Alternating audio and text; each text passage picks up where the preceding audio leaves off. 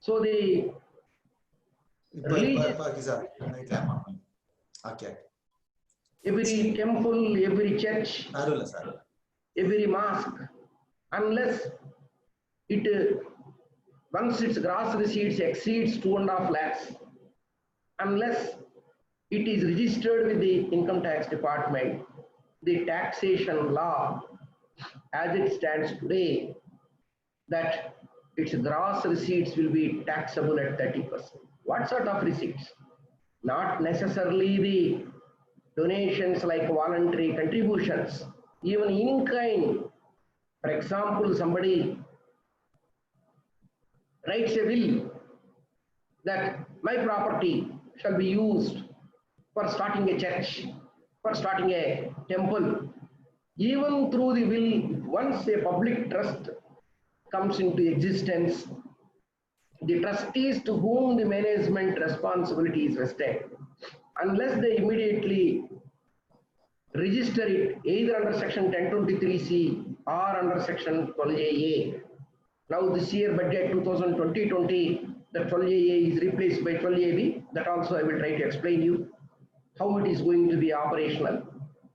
So unless every religious, public religious institution or trust, actually the words used in section 11, 12 and 13, either a trust or institution, to claim its income exempt under section 11 must get itself registered under section 12A.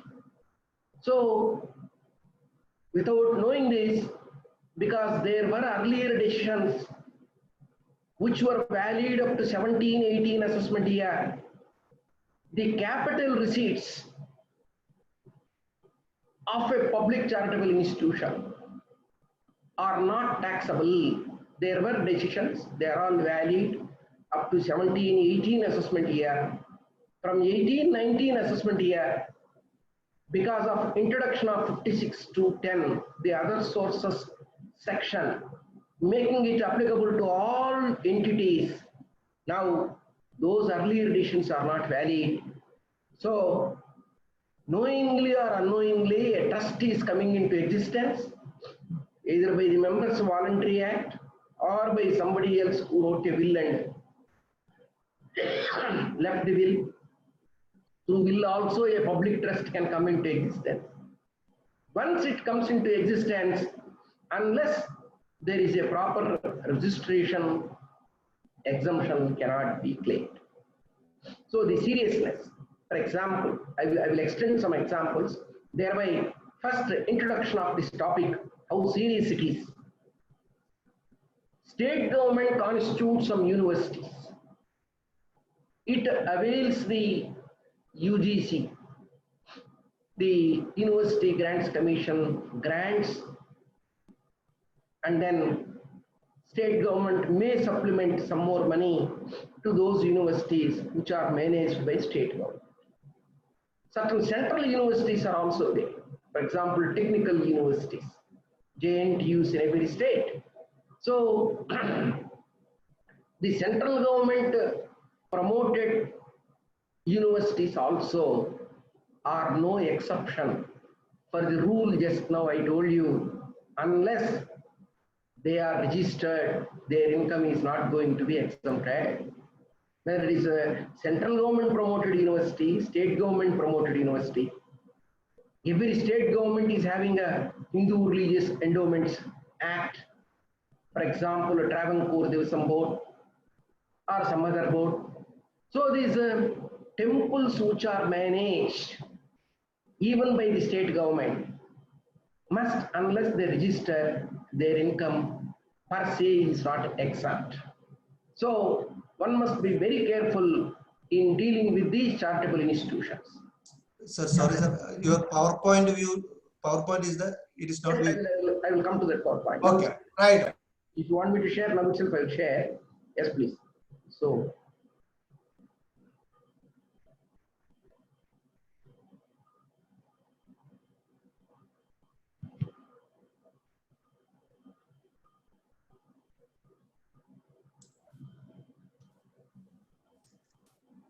So now my PowerPoint has come. Can you bring it to the screen and my picture, please? Yeah, your picture is here, sir. Full picture is here. But PPT, if it needs to be shared, you just put that share screen menu is there. Yes, I have shared the screen and my PPT is now on my screen. For you also it is there? No, sir. No. No, I have shared the screen. That PPT, then in the right side you can see share.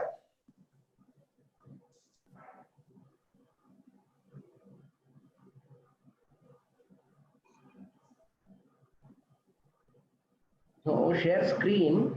Yeah, you just click share screen. Yes, I have clicked the share screen. And in between you have clicked your PPT. PPT should be active. Yes, PPT is active. After that you click the share screen. PPT is active. And then share I screen. have share screen also. Share is there. Yes, correct. Yes. Thank you, sir. Thank you. Okay. So Corona made us know the new technologies, new way of addressing the people. So this is one way we are fortunate to learn something new continuously. So I'm coming back. So the necessity of understanding this taxation of public trust, whether religious or charitable. Some more examples I will give you. Every street corner, some elementary school will be there. District educational officer will, because as per the constitution, primary and secondary education is the state government subject. Higher and technical education is the central government union subject. So this primary education, the district education officer will give the recognition to the school. Such school is also not as it is exempt from income tax.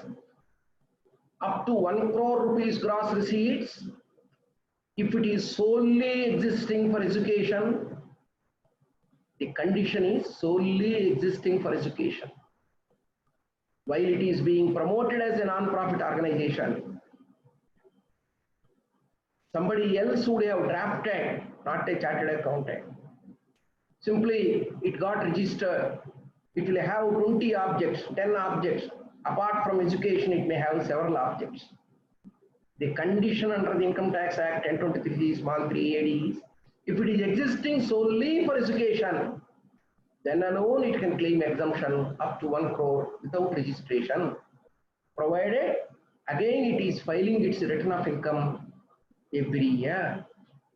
Even if 12-year registered institutions also, unless they file the duly audited accounts combined return of income within the due date, even if it is having 12-year registration, without filing the return of income within the time, it will lose its right of exemption of section 11. So I am just explaining the necessity that these public trusts, whether meant for education, health, religion, literature, sports, games, some welfare association, or some other activity, say Kerala floods are there, you want to take up a flood relief activity in a particular town, 10 gentlemen who are philanthropic, they collect the donations and they send it to the chief minister. Whatever they have collected, 1 rupee they have not retained, they have sent to the chief minister. It doesn't mean they are not out of the tax burden. The moment they have collected with a particular name, that is taxable income. How you have applied is immaterial. So the law, strictly interpreted, says whenever you want to do a charitable activity, first you register. So especially this problem, this budget, 2020 budget, has identified and has given also a way out saying that those which are yet to commence or freshly coming up, they must seek a temporary registration, provisional registration otherwise, valid for 3 years. And within this 3 years period, If once they commence their activities after registration, within 6 months from the commencement of the activity, or within 3 years before the expiry of last 6 months in the 3 years, they must go for permanent registration. This temporary registration is valid only for 3 years to commence the activity. So, in the public mind, just we are doing a philanthropic activity, where is the necessity of, where is the income? Income in a common man's view is different. From the income tax point of view, income is different. As I have just now told, the gross receipts is income, not the net income. Though you have utilized the gross receipts to give as donation to the Chief Minister, or you have really used it for public charitable purpose, it will not be allowed as a deduction because it is a discretionary expenditure. Once you receive the donations, donation receipt itself is taxable at 30%. So the registration aspect is very, very important. Then you are having two options which give you either section 10 route or section 11 route. So as I told you, non-profit organizations generally will be for without profit motive, but all non-profit organizations need not be public trusts. This also one should understand. Public trusts are those which are working for non-profit, but they are benefiting the public at large, not the members. What is the difference?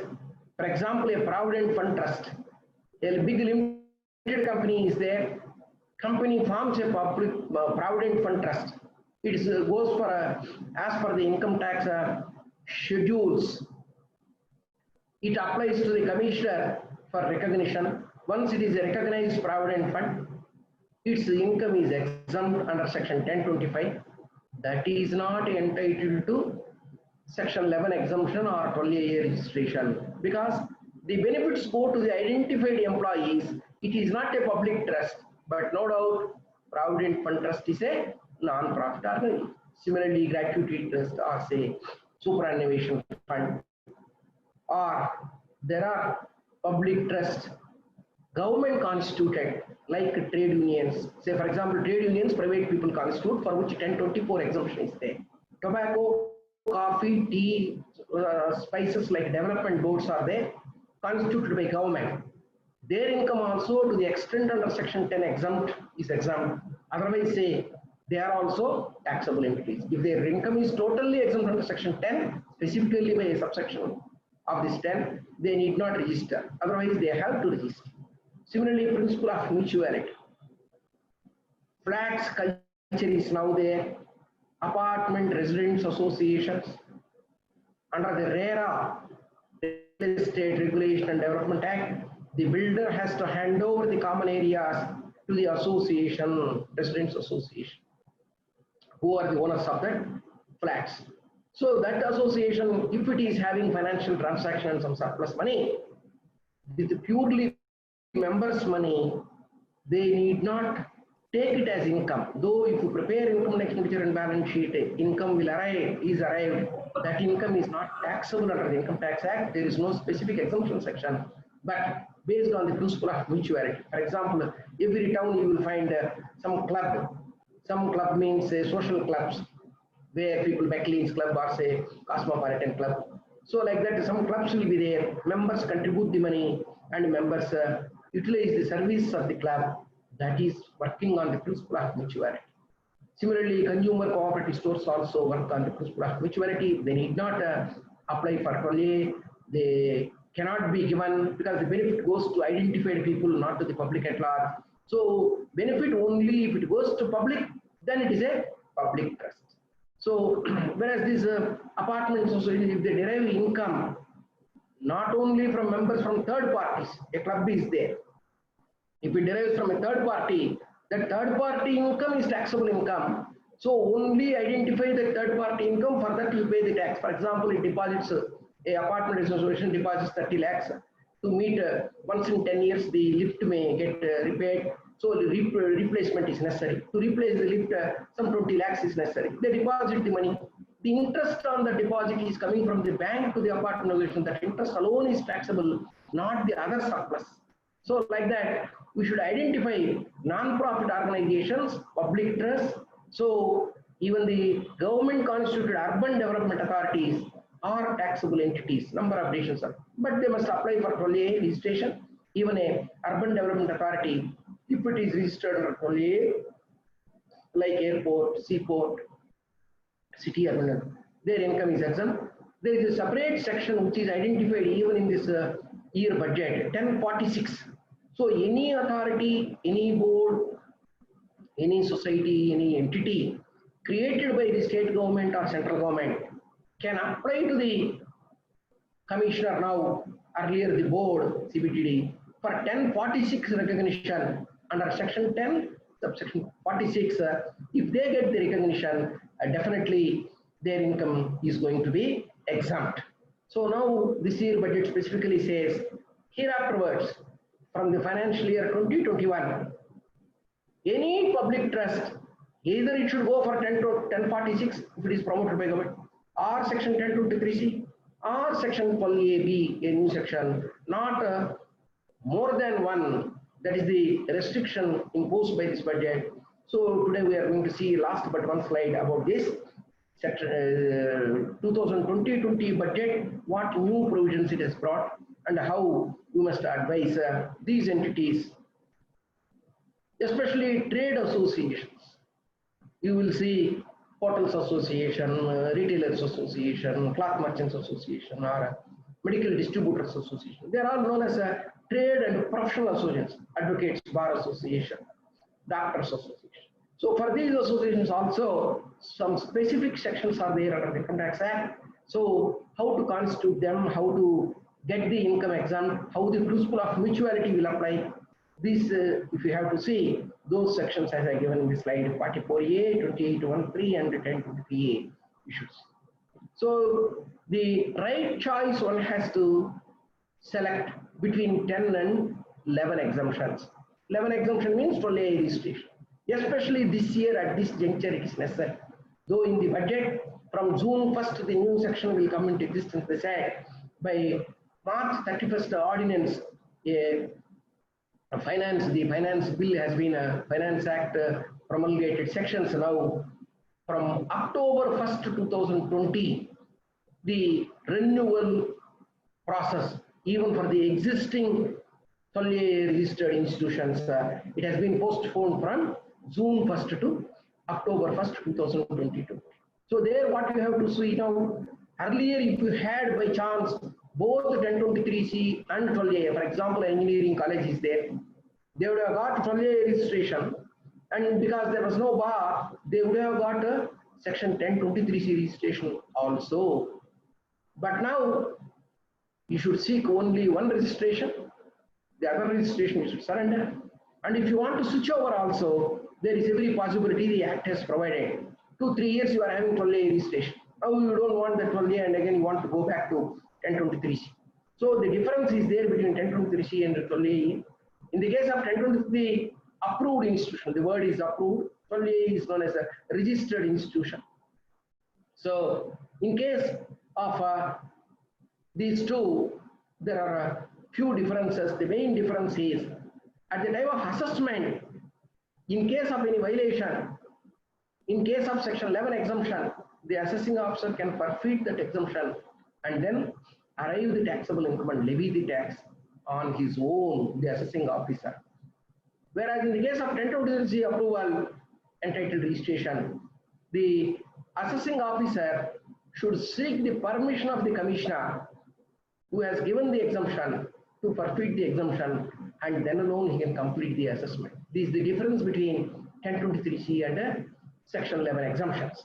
So section 10 specifically has given, for example, 1020 local authorities or 1023C small 3 AD less than 1 crore education institutions, irrespective of the amount, substantially financed by government. Example, educational institutions, universities. 51% or more if the grants are there out of its gross receipts. If the grants are there from government, state government, central government, then it need not have a specific approval under 1023C or a registration 12A. It can claim its income exempt, but it has also to file the return of income as per 139(4)C from 16-17 assessment year. So this is about this section 10, where the registration is necessary, where the registration is not necessary. So how to obtain the registration? From 2014, a benevolent amendment is made to section 12A subclass 2. Why? Because so far an education institution, let us say as an example, has not applied. It is having above 1 crore gross receipts. It is an engineering college. It is started with a bank loan. So first 4 years loss. You thought that because there is a loss, there is a necessity of 12A. So now that engineering college has approached you, we want 12A registration now. What shall we do? Don't file the earlier 3 years returns. Get the books right from inception properly audited. Prepare that 10B audit report.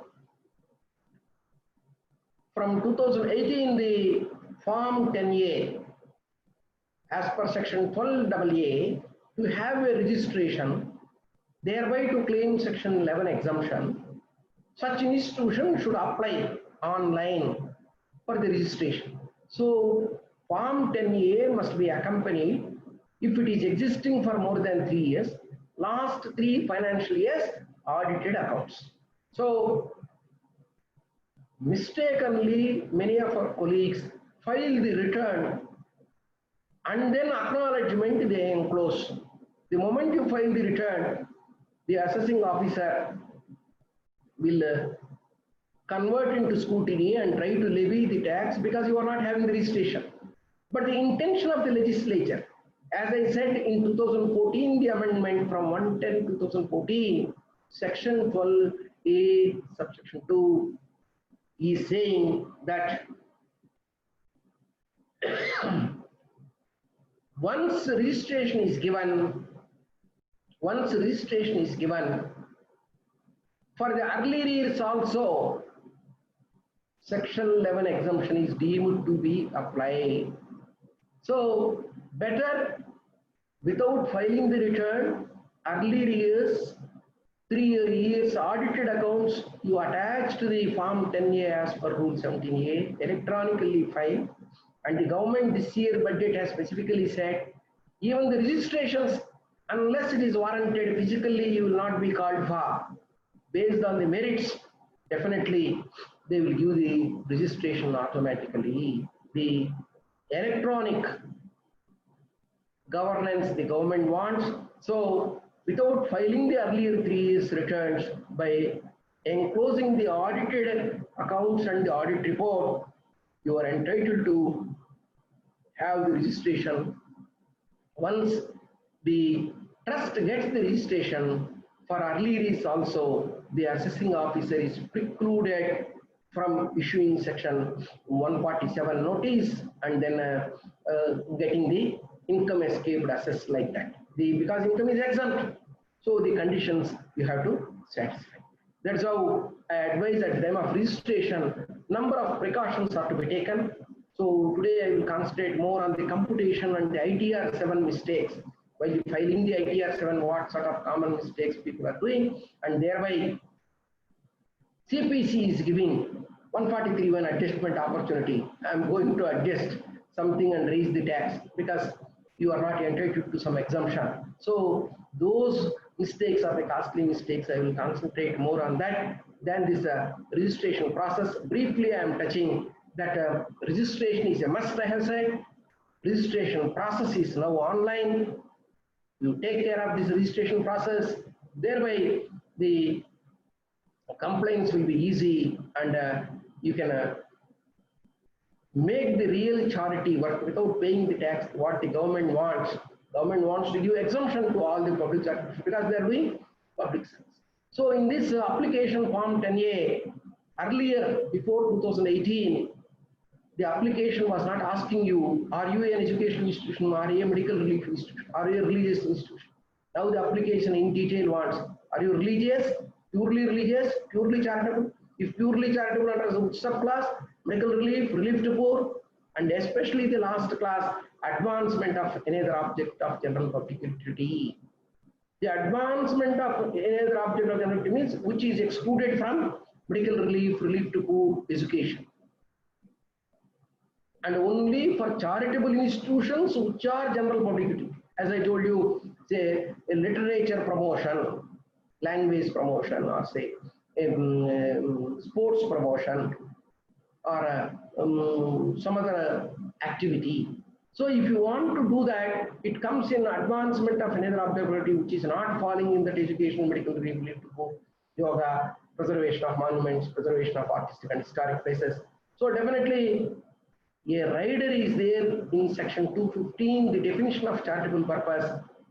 If such organization is receiving any fees, cess or money for the services rendered or goods supplied, if it is going to receive some money as a consideration, such money is exceeding 20% of its total gross receipts, then it is no longer a charitable purpose. Example, you are having some Kathakali promotion organization. People donate money, you employed some teachers, you teach for the students the dance because to preserve the culture. But once in a while, you conducted a big show, the trust sold the tickets and the receipts are more than 20% of the total annual receipts. So from the students, though you, for the students freely taught the subject dance, but to sustain the expenditure, you had a show, and for that show you collected the tickets. That is sufficient. Even if you had only initially, once this gross receipts 20% exceed in a year, that only registration is ignored, section 11 exemption is forfeited. This amendment has come by the 2008 Finance Act from 2019 assessment year. So many of the income tax officials are applying this provision to several institutions. As chartered accountants, I don't know how many are aware, for the CA Institute this provision is applied. The matter went up to Delhi High Court. In my next slide, I am going to show you how the Delhi High Court has said. Because the CA Institute income expenditure account, the 70% are receipts from students, coaching classes, students' fees. It is resulting into surplus every year. From year after year, when it is resulting into surplus, the department thought, yours is not a public charitable institution. You are doing advancement of another object. Yours is not a purely educational institution. Yours is not medical relief. Yours is not religious. So you are coming in advancement of another object. You are collecting the money. You are adding the income. There is no question of exemption. Please pay the tax. We are going to perfect. So the institute part, the Delhi High Court said CA Institute is a public charitable institution. Then the department, CA Institute is a public charitable. Then ICAI Accounting Research Foundation Limited, one limited company is there, Section 8 company, non-profit motive. Every state government, when it wants to computerize its accounts from cash system to double entry, it approaches the CA Institute undertakes such work, non-profit motive. So Accounting Research Foundation. For that, because it is now the present act section 8 and earlier section 25 company, it was enjoying the exemption. Why can't we forfeit? Again, this matter also went to Delhi High Court.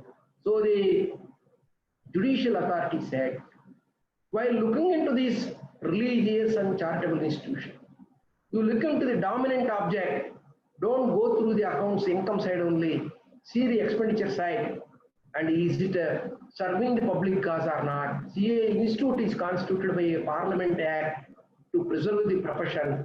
So as part of it, it has to conduct the examinations, give the coaching to the students. Then only professionals can be groomed properly and the profession can be regulated properly. This example again, especially from Kerala, I handled a case.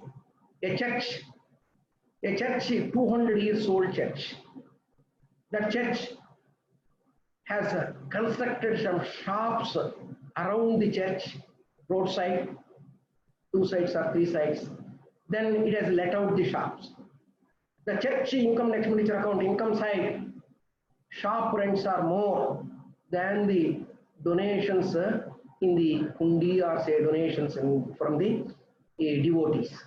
Because the church has to run to meet its expenditure, people are not that encouragingly giving the money. So it has to depend upon the property income. So instead of keeping the vacant land too much, it would have constructed the shops and let out.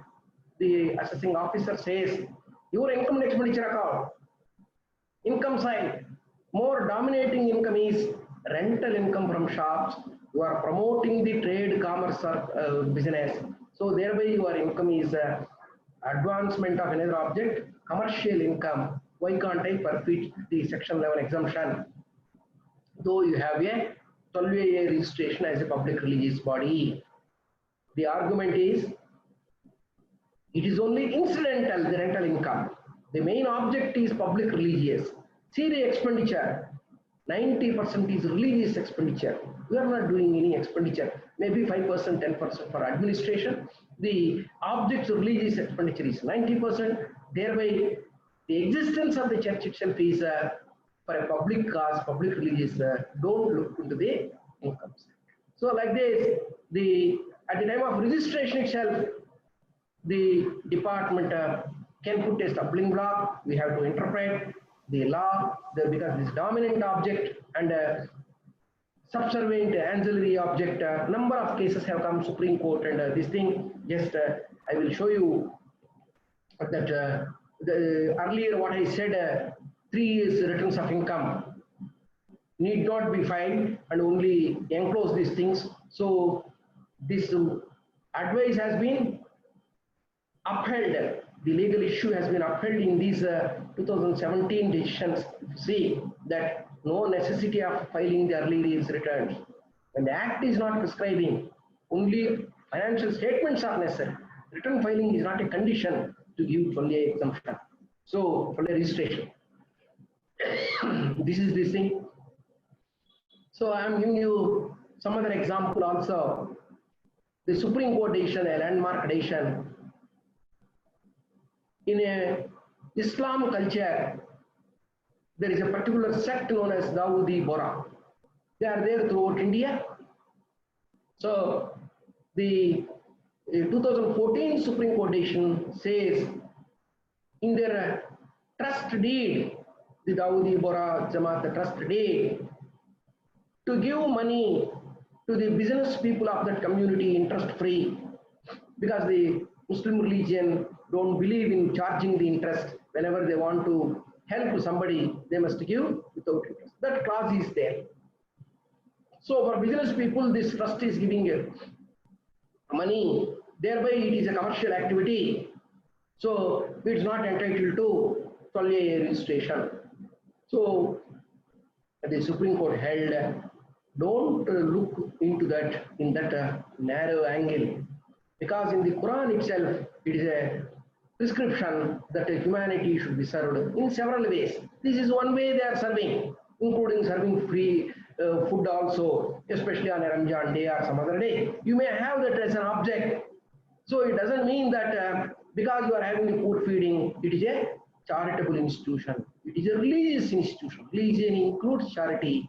So when these charitable clauses are there, it doesn't mean dominant objective. One has to see that the religious objective. So at time of registration, at time of assessment, these are all the ways the department can look into. That's why I have cited these decisions. So this 2014 decision again has been borrowed by the Madras High Court.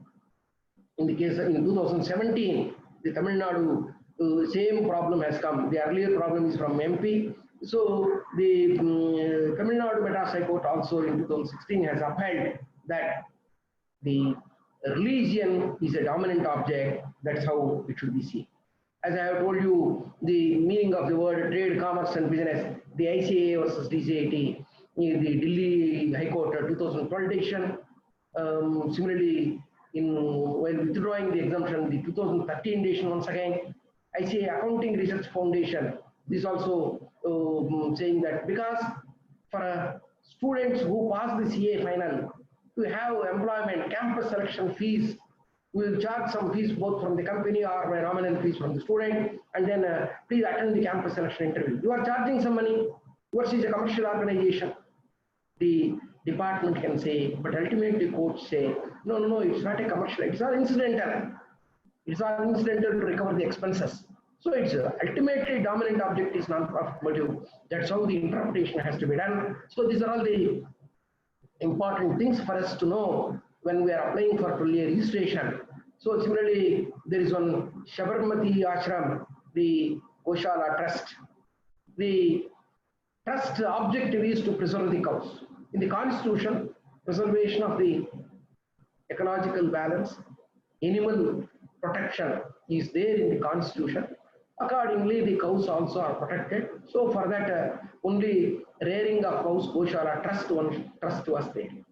So the department thought you are selling the milk. So yours is a commercial activity. You are selling the dead carcass of the animals also, you are getting some income. But there are incidental, the laudable objective, broad objective one has to look into, not because just to rear the cows, you must feed. It doesn't mean after feeding, the grass will not come free of cost. So the excess milk, definitely from time immemorial, we all know in the society that the cow milk is bought by the people. So we sell the milk, and again, the object is to rear the cows, not for selling of milk. The ashram is our trustees farm. So that's how one should look into these things. These are all the broad items. Just in my introduction, I have taken some time to explain the problems, broad problems at the time of registration, how it should be done. And then after registration, annually we are auditing such trust accounts. What precautions are to be taken? Why we are auditing? We have to file the return within the time. The return is ITR 7. The ITR 7 format has undergone in the past 2-3 years drastically. The ITR 7 is having several schedules, income schedules. 4 types of income schedules are there. The expenditure also, 3 types of expenditure schedules are there.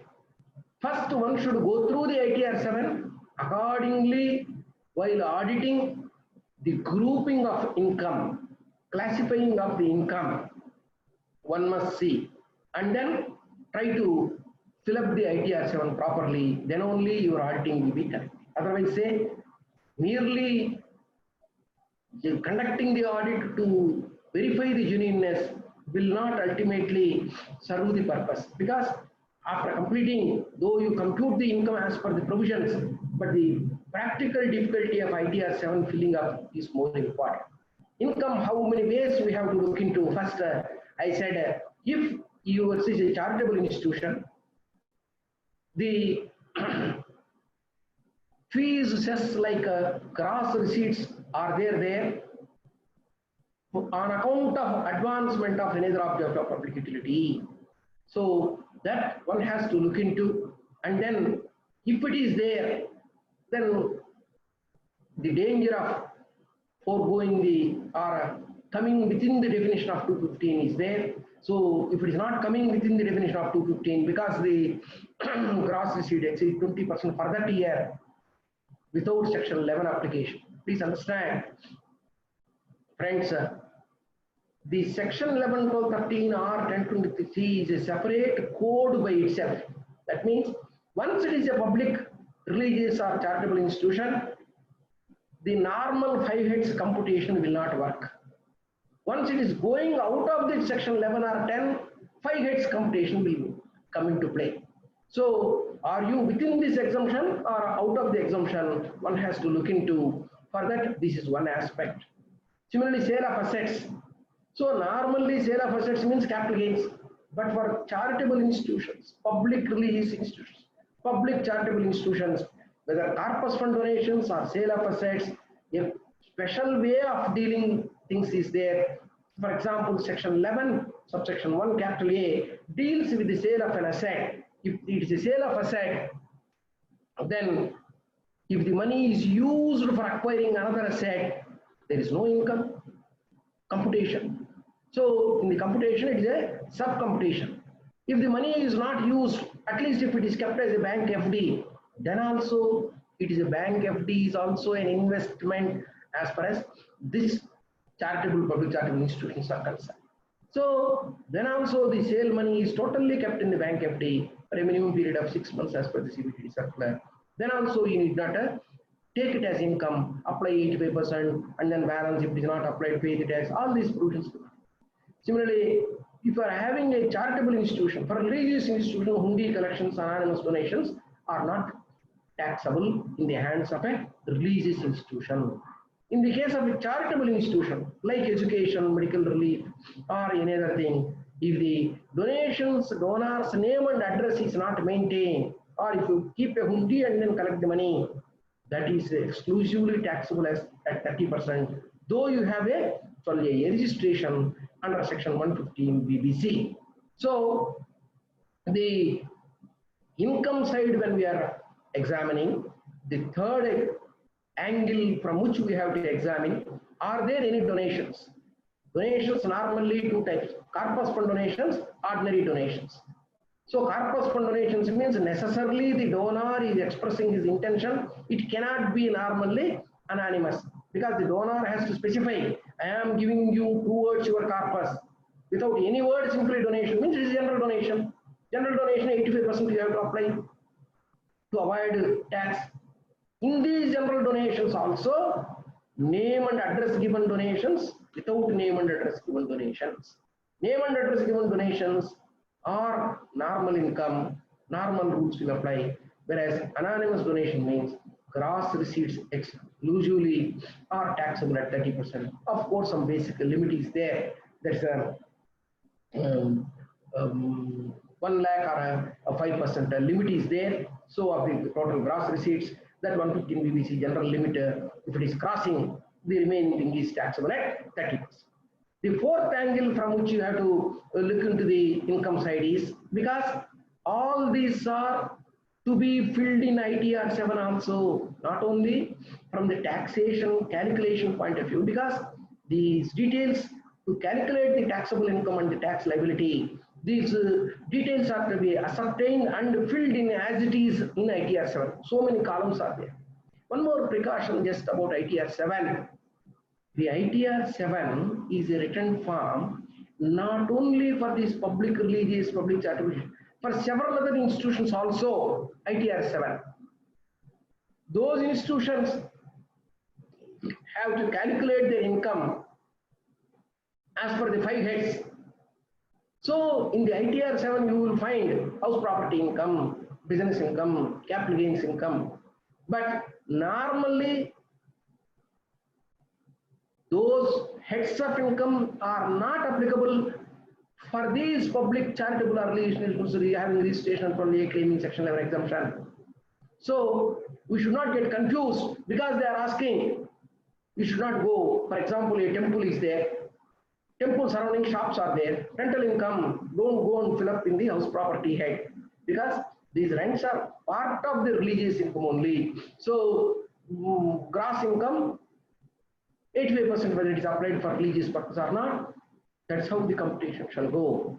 So the fourth angle which I would like to stress is incidental business receipts.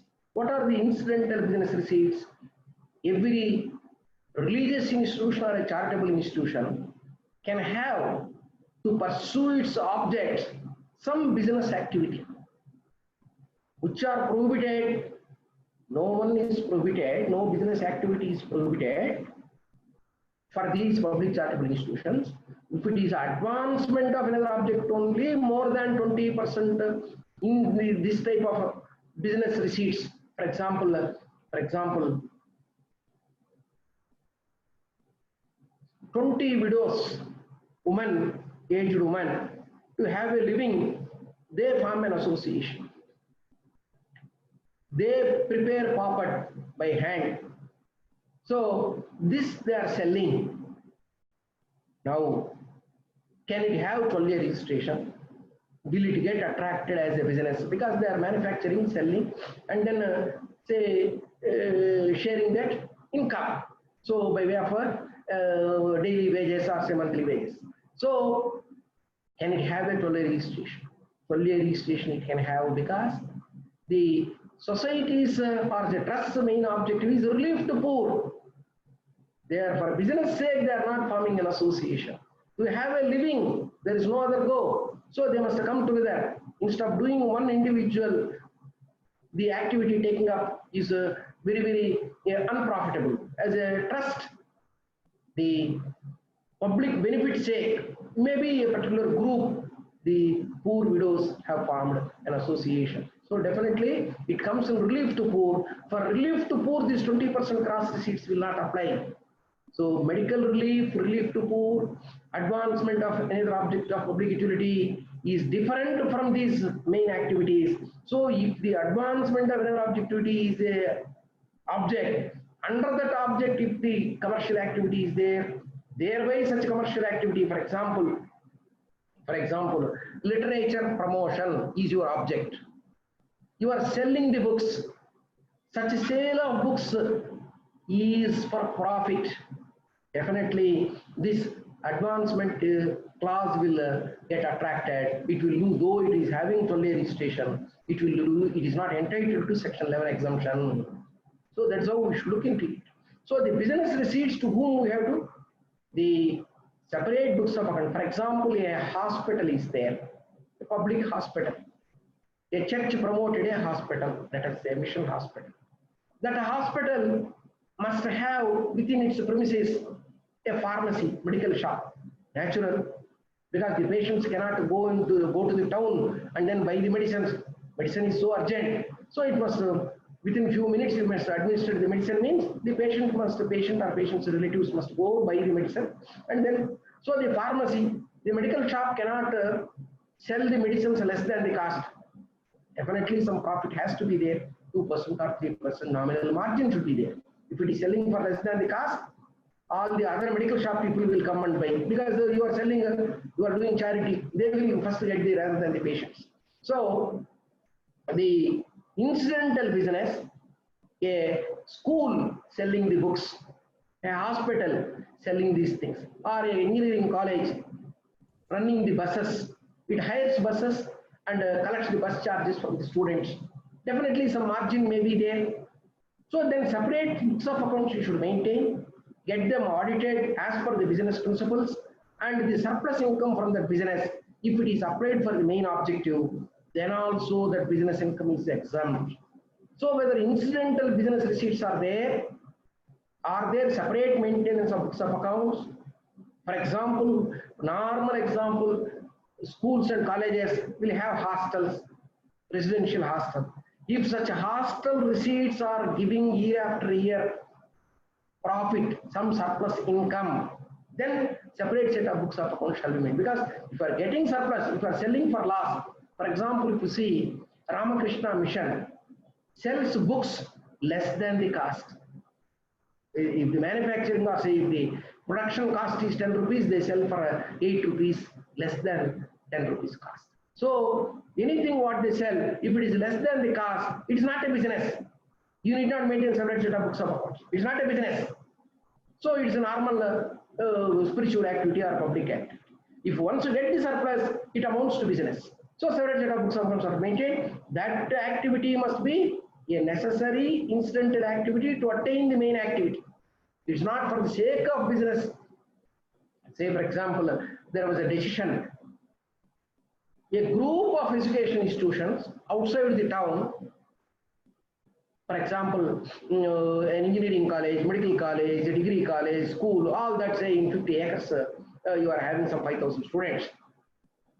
The institution got a petrol bunk license and all its vehicles are getting the petrol diesel for their vehicles because so many vehicles are there daily, thousands of liters is being consumed. So they bought the petrol bunk license, all their vehicles are getting the fuel filled up. Some portion of the sales, because once a petrol bunk means you cannot say for public I cannot sell, access is not there. So the students will get filled up the petrol diesel and the passers by in that road also will buy normally. Seeing that, the officer will say, no, you want to earn the income, that's why you are having the petrol bunk. So the petrol bunk is not incidental to educational activity. So you are not entitled to exemption, at least for the income of that petrol bunk. So the argument has not been accepted because it is an incidental. Instead of paying money to outsiders by taking a license, only that income petrol bunk is also used for education. I can subsidize. I can do more better educational activity. So the petrol bunk normally a normal person carries on is a business, but this institution, because its volume of consumption is so much, so that profit instead of why should for the income tax sake I should spend more money, I can spend less on this fuel consumption, thereby the surplus is used again for the institution. That's all the interpretational issue. Number of examples we can give, but for want of time I am restricting. So the expenditure side how to examine, because from this many angles, unless we see after filing the return, when this return is taken up for scrutiny, then this many other side angles will come into question, then we should not face the trouble. That's why the dimensions of this problem I am trying to explain with various live examples. Expenditure side, when you are examining also, in the ITR 7 also, because these public charitable institutions, 85% of your income you should apply. The word applied has not been defined or elaborated in the Income Tax Act. The courts time and again for the past 30-40 years have explained, which the department has accepted and brought into the ITR 7 also. The word applied is equal to both revenue expenditure and capital expenditure.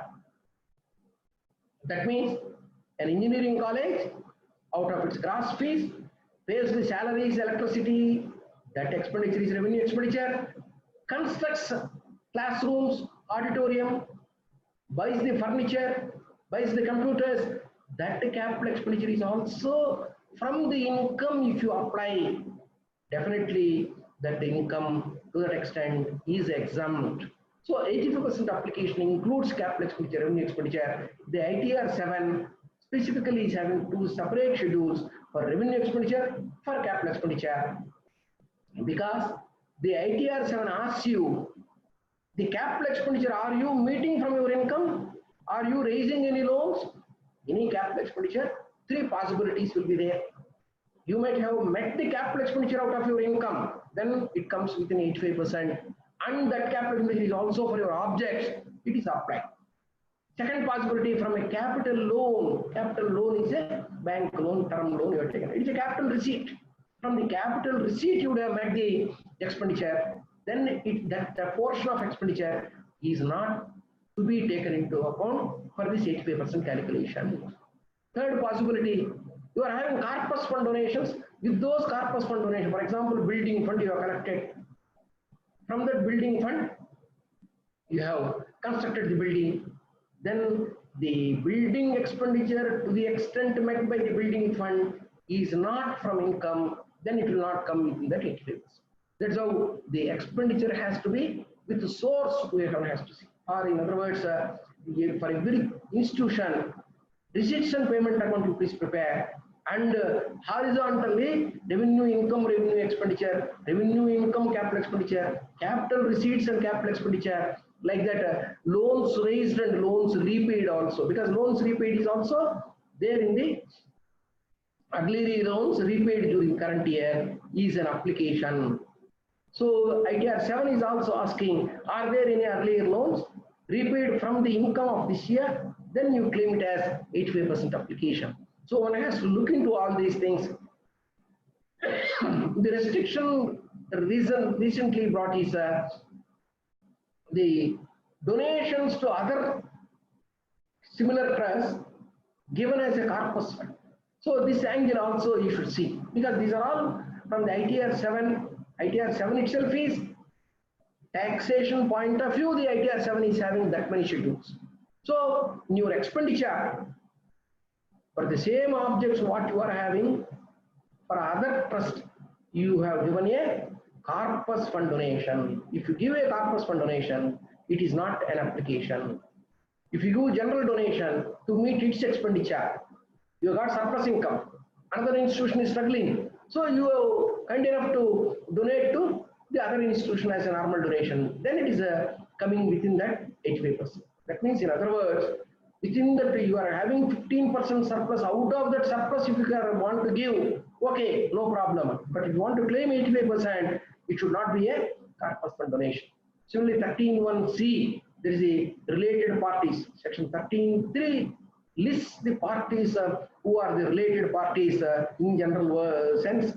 So the promoters, the substantial donors, more than 50,000 rupees donation given person is a related party, that is a substantial donor. So for all those people, directly or indirectly, no benefit shall be passed on. You should not incur any expenditure, or you should not allow them to use the assets of this trust. So these are all the ways in which, and recently from 1819, these new sections have come, 40 capital A3 and 40 A. For the business head, normally in the tax audit we see more than 10,000 rupees any expenditure cash payment. This applies to even capital expenditure, and any expenditure which is liable for TDS, like salaries, rent, or say building construction contracts or professional payments. So 40 if the TDS is not paid, then definitely 30% of it shall be disallowed. So in the year in which you comply with TDS, then it will be up. So these sections of mutatis mutandis are brought into the trust taxation. Business sections have been brought into the trust taxation. So when filling up the ITR 7, it is asking, and while giving the audit report 10B also, one should be very careful that the compliance of law is strict, because as we all know, any audit report where you have forgotten to mention anything, for every mistake the auditor is not mentioning, a new penalty is along with the charitable trust. For auditors also, new penalty has come. So for every mistake, 10,000 rupees penalty where do you pay? So one must be careful in complying the law. We should not get wrongly certified. That's how the provisions, because these are all the recent amendments, unknowingly, because though the auditor knows, the assistant would not have, while conducting the audit, taken care of these things. So these are all the very important things one should. So specific expenditure to caste community is prohibited. So 13(1)(b) is there. So as I have been telling you, section 11 is a exemption section. Section 12 is the conditions positively to be complied. Section 13, negative conditions. So any subsection of 13, if one is falling within that section 13, there are negative conditions. Section 11 exemption is forfeited. Like 13(1)(c), benefits to related parties. 13(1)(b), benefits to specific community by a charitable institution. 13(1)(d), violation of section 11(5). All the investments must be as per section 11(5) only. So if the investments are not as per section 11(5), 13(1)(d) will get attracted. So like this, number of provisions of those sections are small. It is such a complicated one. One should look into these things. So the most important thing from 1819, the amendment is any institution, public religious institution or a public charitable institution, beyond its objects, if it is applying, that means he is incurring some payment expenditure in modification of its objects class by adopting a new class or a new object Modification means intentionally you are amending. You are not amending, but new object is taken from some information. It is adoption. In both ways, within 30 days, unless for a fresh registration, the existing religious or charitable institution applies, the already given registration is deemed to have been cancelled. So this amendment is a very, very serious amendment from 1417. So majority of the institutions, without knowing the law, they continue to do their activities just like that. They thought that instead of one charitable activity, I have taken up another charitable activity. I am also doing public service, not for any. All right. Yours is education institution. If you do poor feeding, relief to poor is there in the definition, but in your object it's not there. Once you violate, you will lose exemption for your education because you are done poor feeding, which is not there in your object. That much seriousness is there. These are all the amendments. So the act has been so rigorously amended. For every violation, the consequences are very, very serious in the case of these public charitable or religious institutions. So these recent amendments, one should be very careful. So the compliance of law is more important, especially the same objects class adoption or modification. Fresh registration is necessary. Even in this still, this year newly replaced 12AA, the existing for more than 2 decades, existing 12AA registration procedure section has been replaced by 12AB, which is going to come into operation from 1/10/2020. So there also majority of the old sections like this object class adoption modification within 30 days. So the permanent registration of 12A, permanent registration of 80G is now replaced by once in 5 years you must get renewed though you are existing. If it is a fresh institution now started or without any earlier registration now freshly you are applying though you are existing, Yeah. they will give 3 years provisional registration only, and after that they will try to extend for 5 years. So these institutions must be very careful. What are their objects? All the expenditure, either for administration or for objects. While auditing the total expenditure in an Excel sheet, you should have object 1, what is the expenditure? Object 2, what is the expenditure?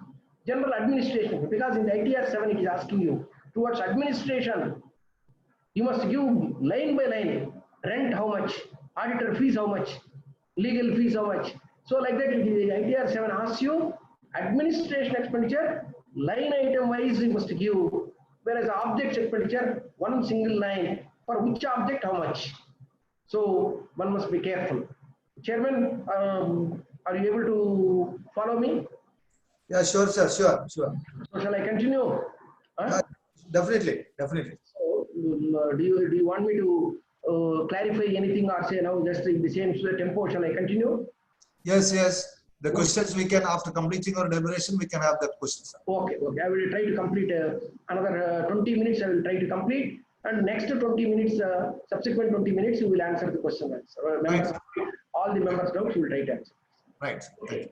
So there is as I have shown you, if you change your objects without the prior permission of the Commissioner of Internal Exemption, the registration is deemed to have been cancelled.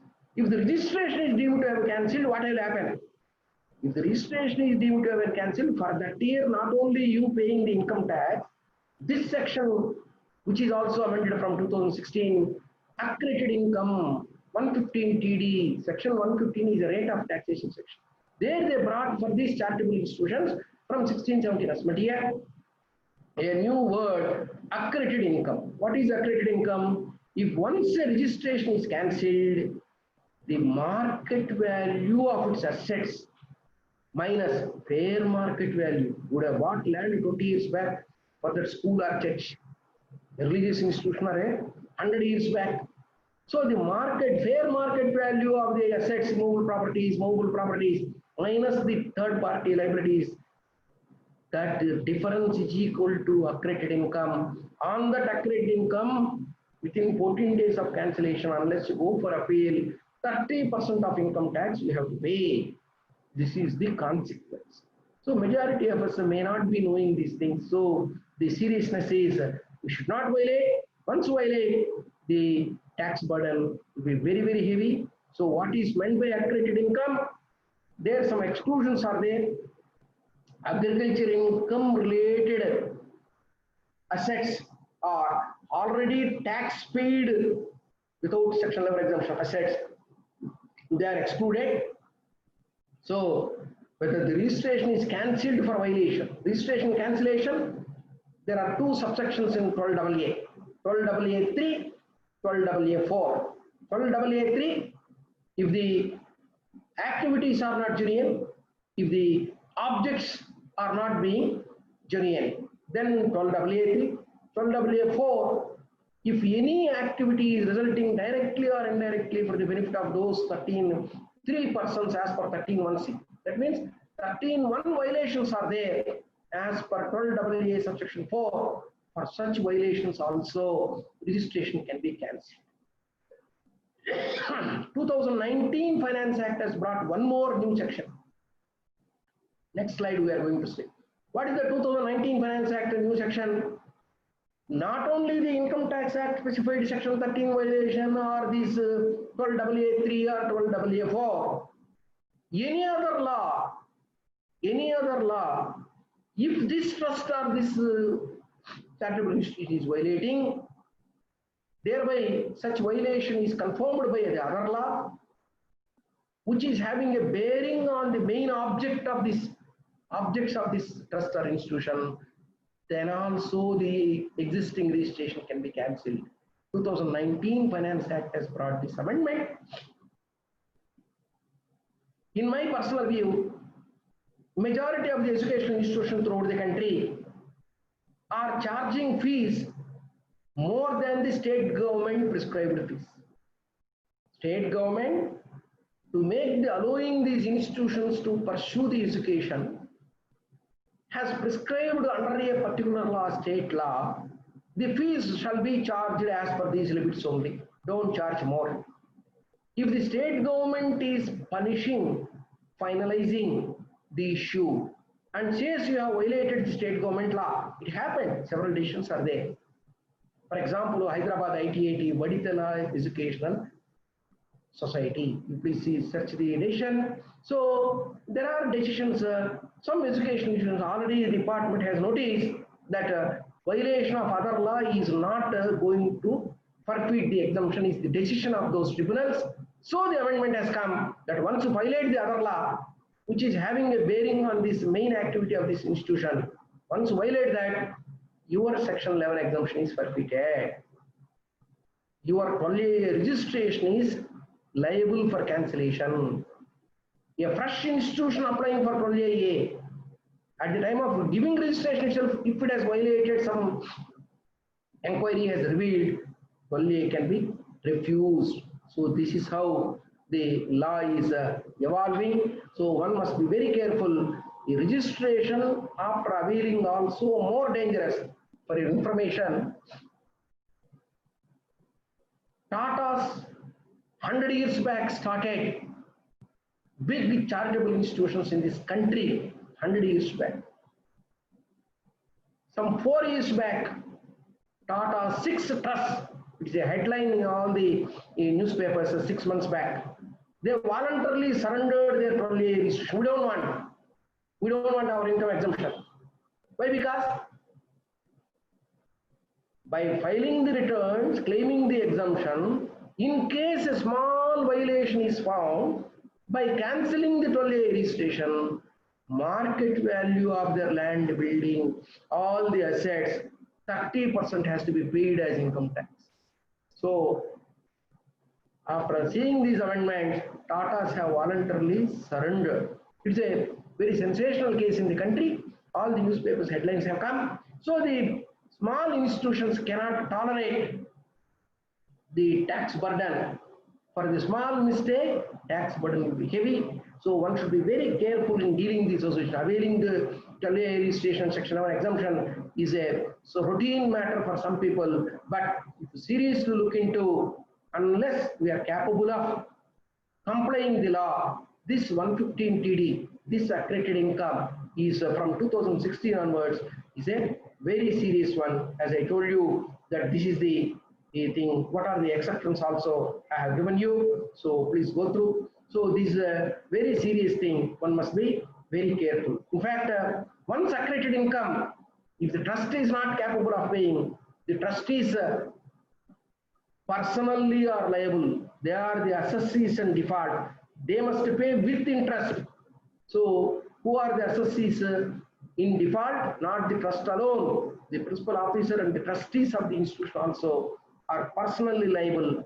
Such is the difficulty of this 115 TD, TD, TE, TF. These sections, one must be very careful. Then, what is the income to be applied? Just I will spare a few minutes. These everyone knows, but anyhow, the income means gross receipts other than corpus fund donations. The corpus fund donation under section 11 1D, section 11 subsection 1 small d are to be excluded. So after that, the income is only the Kerala High Court decision. So I have cited here the interest on corpus fund deposits is income.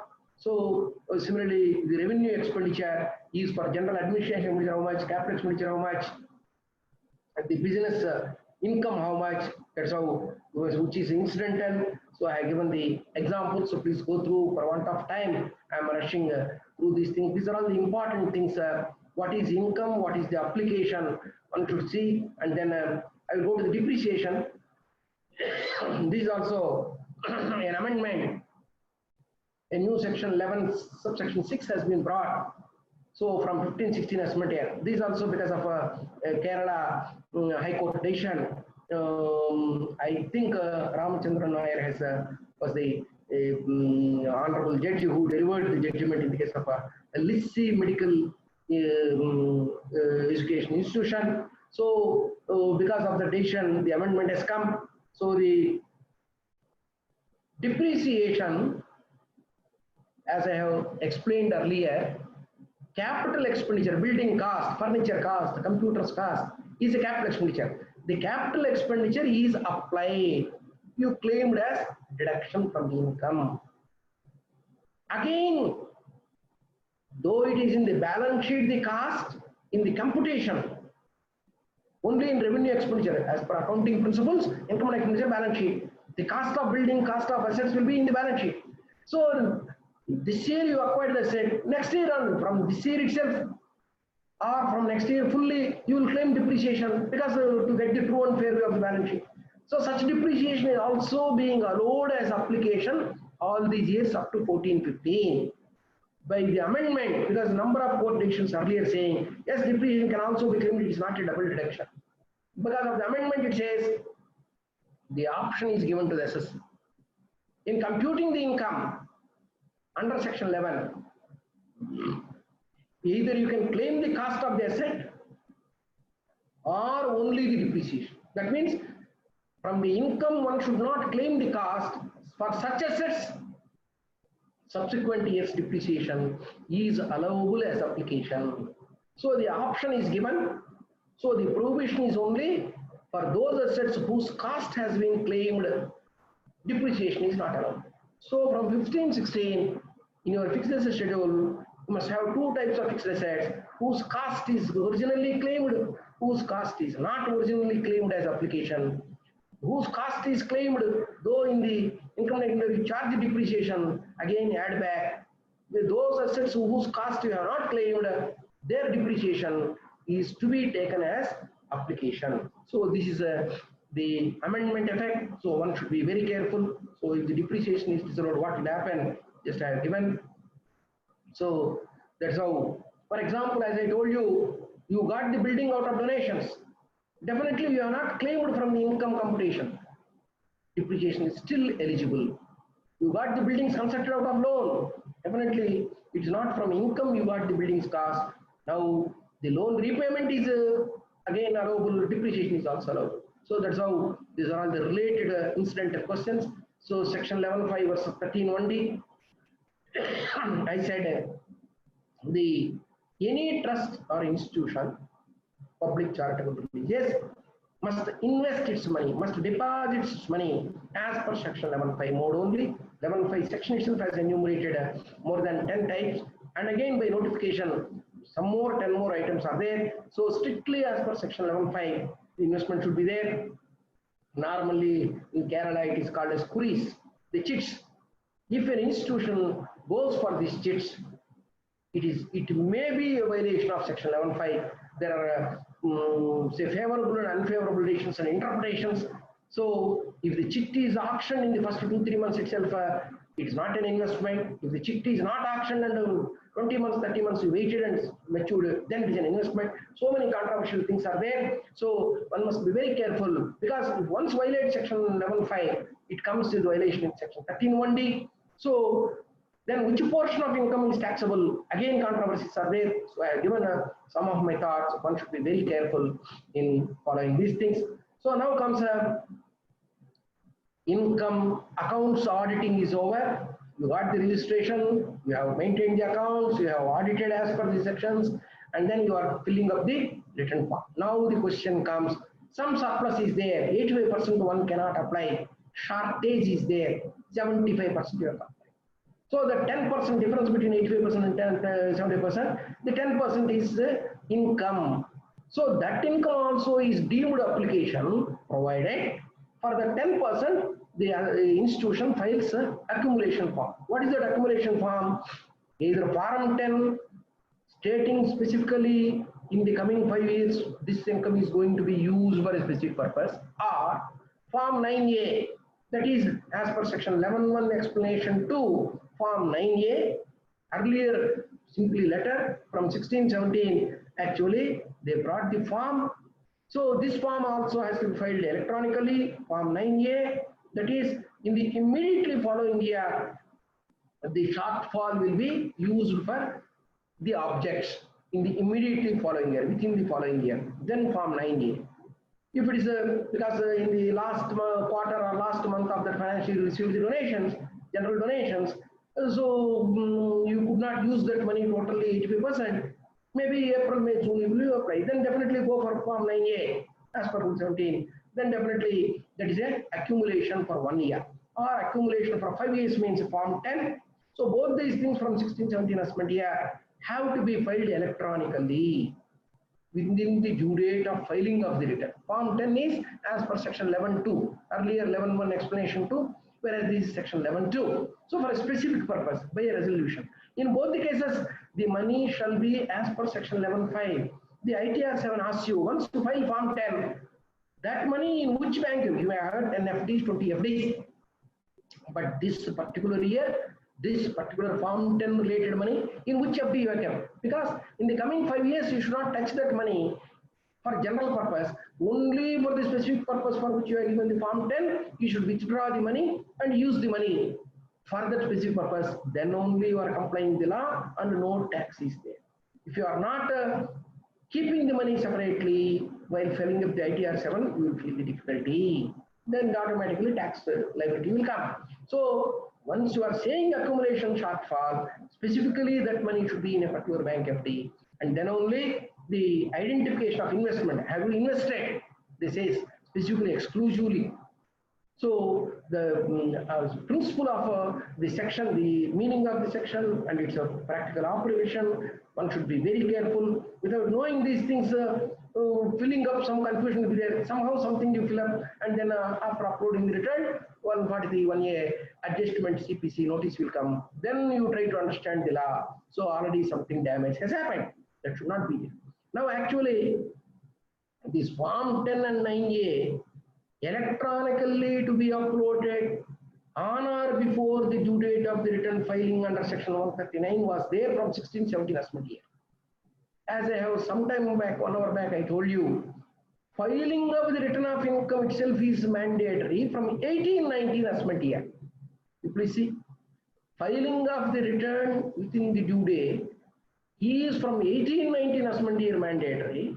Before this itself, from 1617 assessment year itself, the filing of Form 10 and 9A along with the return within the due date was made from 1617 assessment year. Now, majority of the people, many thousands of people have forgotten the assessee side or from the IT side that return is not filed within the time. Even if the return is filed, the audit report 10B is not filed electronically. Even if the audit report and return is filed, Form 10 and 9A electronically are not filed, forgotten. For all these three, in the past 2-3 years, CBTD has given number of circulars. So I am going to explain those circulars. One should utilize that the condonation of delay power is given to the Commissioner of Income Tax under section 119(2)B. So the conditions are there, but it's a relaxation because seeing the difficulty, thousands of cases have gone to the board. Please condone, it's a technical error. We have complied with the law, but on record because of the electronic thing, we could not understand and do it. So several trusts.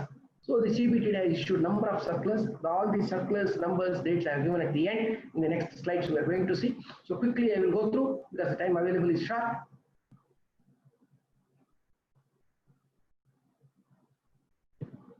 So the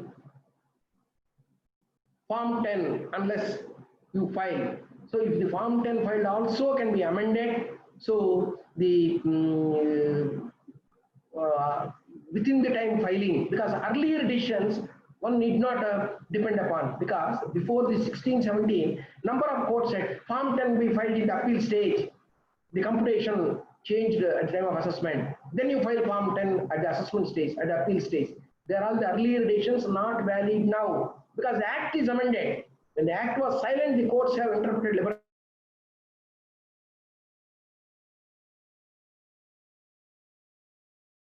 Circular in 2018 itself they bought. 2019 some more circulars. 2020 January 3 circulars have come. 2020 January also. So all these sum and substance of all these circulars is for a year's delay.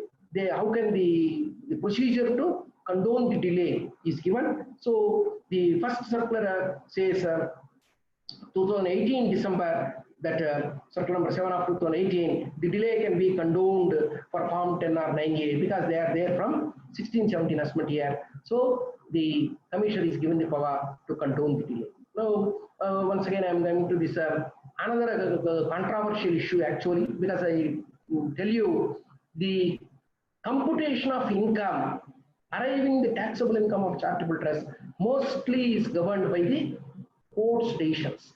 The sections when they are silent, just like the word applied, 85% you apply. What is the meaning of applied? Only courts have said capital expenditure is also applied.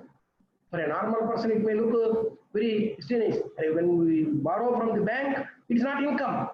But the bank loan, term loan is used for building, definitely it is applied capital expenditure. So that's how the out of the loan, it is not expenditure. From the income, if you incur the expenditure, capital expenditure, it is applied. So that's why, because the loan has to be repaid subsequent years out of the earlier year loan, the current year income is used for earlier year's loan, then it is application. So in the ITR 7 also there is a column saying that are there any loans which are repaid from the current year income? Definitely it is given as. So this is one such a situation. I am giving you here 2016, 17 and 18. The 4 decisions of latest decision. There are a number of decisions of earlier years. I am giving you the latest decisions.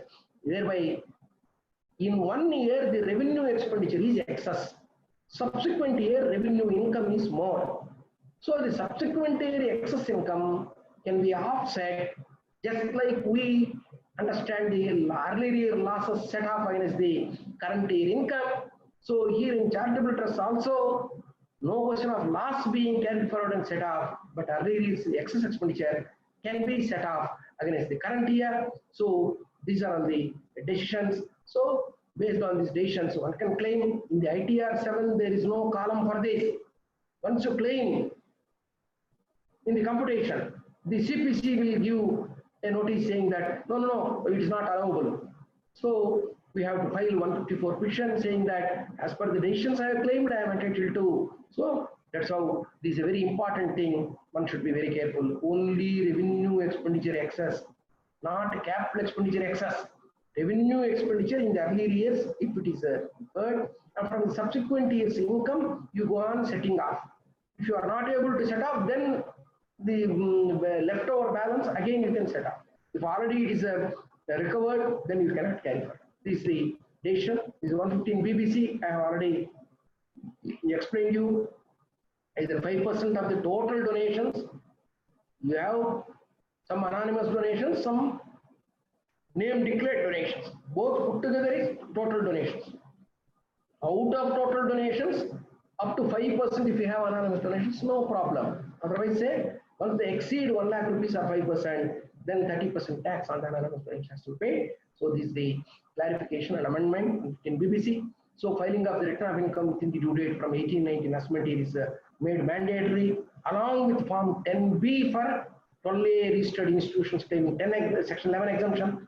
1023C institutions have to file Form 10BB. So this how this is made mandatory, and substantially financial institutions also, as I have already told you, whether education or medical relief, substantially financial institutions like universities have to mandatorily file the return of income from 16-17 assessment year. So like tobacco board or say spices board, where that board receives the grants from government. If its income is under Section 10, general exemption is not there, then automatically it's must file the return of income. This is how one should see. So the other amendments from 1819 assessment year. So the 80G limit is reduced to 2,000 rupees from earlier 10,000 rupees. Similarly, up to 17-18 assessment year, any trust having capital receipts is not taxable. From 18-19 assessment year, without 12A registration or controversy registration, any capital receipt, for example, immovable property, per property more than 50,000 rupees, is taxable under the head other sources, even in the case of a public charitable trust from 18-19 assessment year. So these are all the amendments based on the earlier relations or earlier knowledge. One should not be complacent in complying the law. One should be very careful. So otherwise, these are all going to. Even the 2 lakhs rupees cash receipt, for example, 269 ST. Because 269 ST, any person, even a trust, having 12A registration also, having a trust agriculture income also, this 269 ST is applicable. So even for a donation, even for agriculture income, if it is cash receipt, single transaction, single day, more than 2 lakhs rupees, then automatically penalty section will get attracted. So the 269 ST is getting attracted to all these institutions. So one should be more careful in dealing with these latest amendments and applicable things. Okay. Then the objects modification, I have already 2 times in the past explained. That in case of modification, within 30 days, unless you apply for a fresh registration, the existing registration is deemed to have been cancelled. From 1920 assessment year, some more changes are there. So the 40 IA and 40 capital A3, this also I have explained earlier in the earlier slide. While examining the expenditure, I have already sufficiently explained these amendments. So 40 capital A3 and 40 AIA, both the things have been brought up. So the 2019 Finance Act, any other law violation, this also I have already explained. So that institution to pursue its objects, not only Income Tax Act compliance, other acts compliance, but say for example traffic rules, the school bus has violated a traffic signal. It is not actually a violation of object, it is a procedural thing. Pay the penalty, 100 rupees, 500 rupees, it is not going to affect in the objects achieving if the law is violated. So these are all small penalties like say late fees, small penalties, they are not going to affect. In the objects violation only one should see. Okay. Say for example, Provident Fund belatedly paid. So Provident Fund Commissioner may levy a penalty. So it is not pursuing the object because we have to comply so many laws. Small violations, they are not going to be. The main objects pursuing, if there is a violation from 1/9/2019, only registration can be cancelled, exemption can be cancelled, and say these are all the consequences. So 2020 Finance Act, we are coming quickly because another last 20 minutes for our question answers. So I am trying to wind up. So the Finance Act 2020 amendments this year. So these are all the amendments.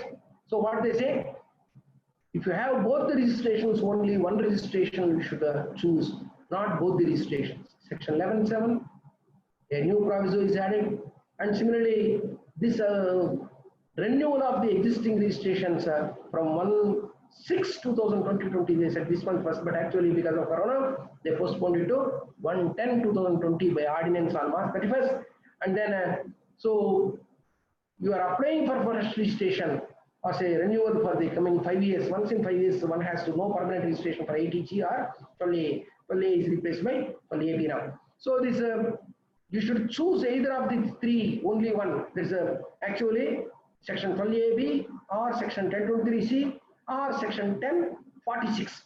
So only the out of the three, only one you have to choose. And after 2-3 years, if you want to change, again you can change. Surrendering the existing one, again go for a fresh one. So any object change within this 5 years also, if there is an object change modification, again as per 12 capital A subsection AC, within 30 days you have to apply for online registration, fresh registration. So the temporary registrations, if it is a fresh institution not existing, not having a present 12A, then they will give for 3 years only validity.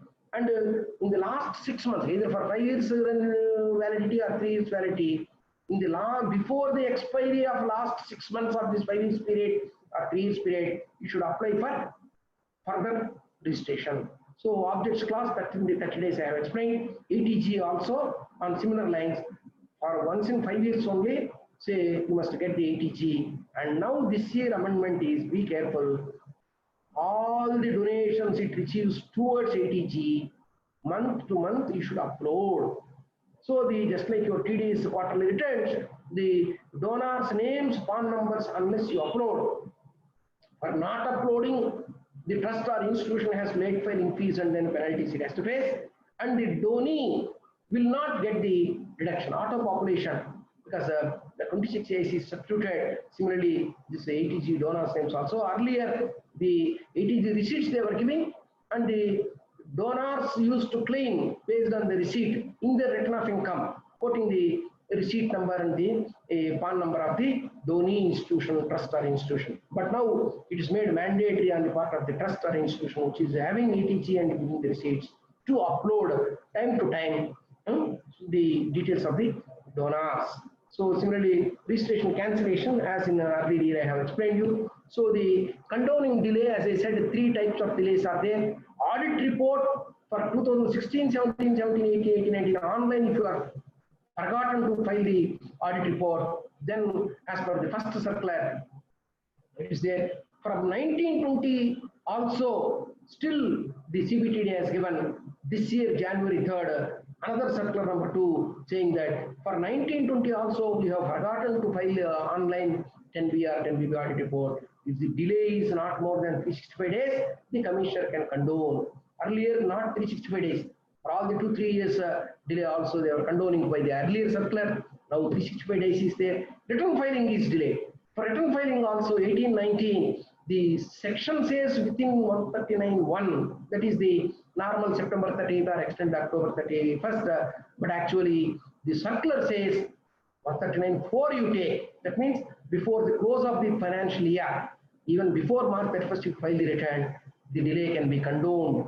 That's the board circular says. So the board circular 2019 board circular, because the new 1819 is a new amendment, majority could not file into. Tax audit case also, majority people will not file within the time. Before the end of the financial year, they will file. So for these people also, the government was kind enough. Actually, we are having a 2019 April, the Cochin Income Tax Tribunal decision, a Calicut trust. So this trust decision I have given you here. So it says the amendment has come from 1819. For earlier years, you should not use this section. So only for the current year onwards is prospective. It cannot be applied for earlier years. This is the 2019 April decision of the Kerala. So you please look into it. So the Form 9810 delayed, how it is condoned. For 2016-17, as I said, it is made mandatory. So in 2018, it has circular given, 2019, 2020, January, and again 2020, February also it is saying, not only the 9-10 delay, if the return is also delayed and accordingly the 9-10 is also delayed, the 2020 February circular says, circular, please condone the delay, the power is given to the commissions of income tax to condone the delay. One should use these things to get the benefit. Now with this I conclude. So I invite questions from the audience. Chairman, please. Yes, sir. Yes. So thank you very much for your nice presentation, the seamless flow of presentation over the 2 hours. And I think you have covered the entire thing. What is left, I don't know. Still something is left. Subject is ocean. So yes, given time, I have compacted your business. Right, sir. Okay. Anyway, a lot of questions are there, and I think majority of the questions that you have already covered. Anyway, I will read one by one. Please. So the first question. Yeah. Is it mandatory to file Form 10B before filing return? The CPC has not allowed application of income where 10B was filed after filing the return. Actually, along with it, because if you see the intention of the legislature, the assessee trust must get its books audited. The audit report is auditing is a mandatory thing as per section 11. To claim the section 11 exemption, getting the books audited is a must. What is the proof of auditing? Audit report. Audit report is prescribed. So the auditor has given the audit report. He sends the audit report online to the trust. The trust, while filing the return, must attach the audit report along with the return and file. By chance, separately it has filed, it is a delay. CPC may call it delay. You apply for condonation. Definitely the commissioner will grant the condonation and you can claim the exemption. This is the process. Right, sir. Thank you. So another question is, trust not able to file return and audit report before due date. Trust is an educational institution having no donation income. Can it file return under business income in ITR 5 instead of ITR 7? See, my first question, you are not having 12A registration? Are you having or you are not having? First, if you are not having, then only go for ITR 5. As an AOP, you compute on the net income, you pay the tax voluntarily, you are foregoing. ITR 7, to claim the exemption, you should file. If you don't want that, you file ITR 5. So normally the tax you have to pay on the net income, not on the gross income. So whether you have the 12A or not, first you should see. The delay is there means within the financial assessment year means the delay can be condoned, file the return, after that go for condonation. So the options in this way you go, please. Yes, sir. Okay. Next question from say Paulson sir. If I file today assessment year 1920 original return of a 12A registered entity along with the 10B, will the exemption be denied or is it within the due date allowed by the government under section 39(4)? 100% you are entitled to. For 1920 assessment year, the government has extended the date of due date of March 31st to 30th June. We are now 19th June. So now before June 30th, if you file 1920 return, even for the trust with audit report, you are entitled to, it comes in within 139(4) only, you are entitled to exemption. Please do it, avail it. Okay, sir. Thank you.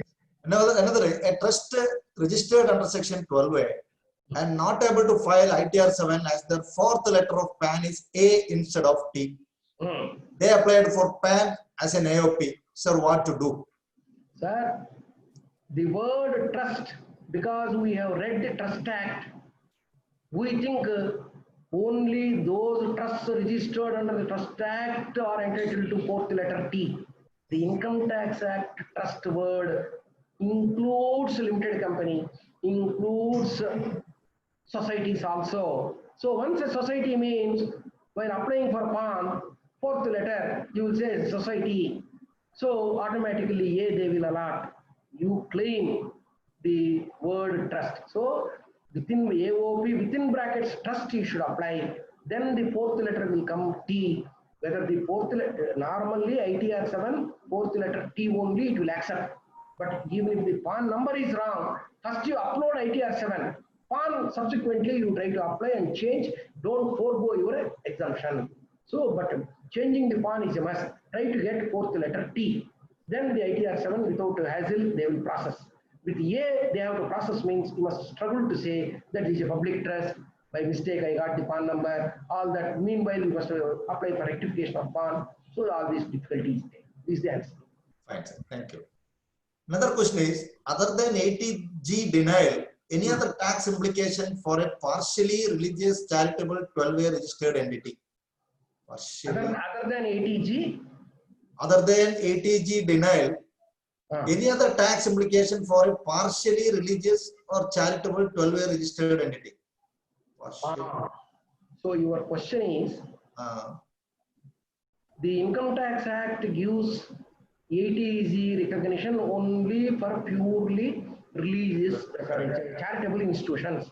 Fine. For purely religious or partly religious institutions, 80G will not be given.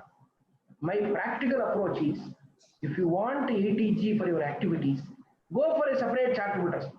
In the same door number, same trustees. One trustee is for religious, purely religious activity. One trustee is for purely charitable activity. The purely charitable activity will get the 80G automatically, and the donors also will get the benefit.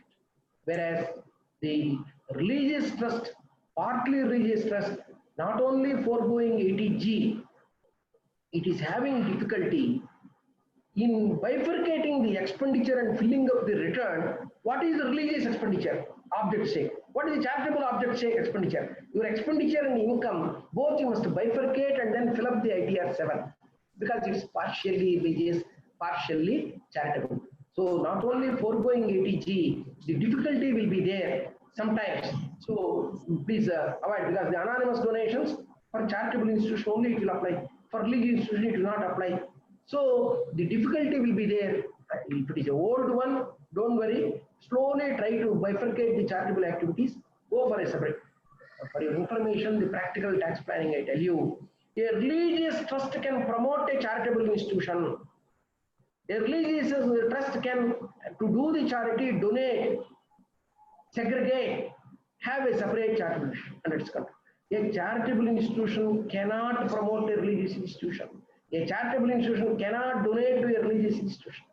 So you keep this cardinal principle in mind, and thereby a big charitable religious institution, let it promote several charitable. For example, a big church in India, hundreds of years, 100 years back itself, churches used to promote a hospital. Church used to promote a school, college. So education and health, the church used to promote in every town. So the religious institution can promote it. Similarly, Hindu temples, big temples will have colleges also, education institutions. Most of the Hindu temples promote the education, but as a separate trust. So that is how the tax planning should be. Yes, next question. Sir, a mosque registered under Kerala Waqf Board, managed by trust having donations, rental income, and subscription receipts, whether it is eligible for exemption under section 1023 BBA. Yes. 1023 BBA is a separate section under section 10. Any board, government nominated board, which manages several religious institutions. See, religious institution per se has to get 12A or 1023C, and then 1023C5 or 12A registration and religious institution. A group of religious institutions, if they are notified, so for example, the Orissa Puri Jagannath temples is a group of institutions. For that, 10 BBA will apply. So your question now, under the Waqf board, if there are so many masjid or say mosques are there, so if 4 or 5 mosques are separate individuals, their controlling board, the word 10 BBA is in a board or authority formed by government. Under the Waqf Act, if people start a masjid, 10 BBA will not apply. The government should appoint it as a board authority.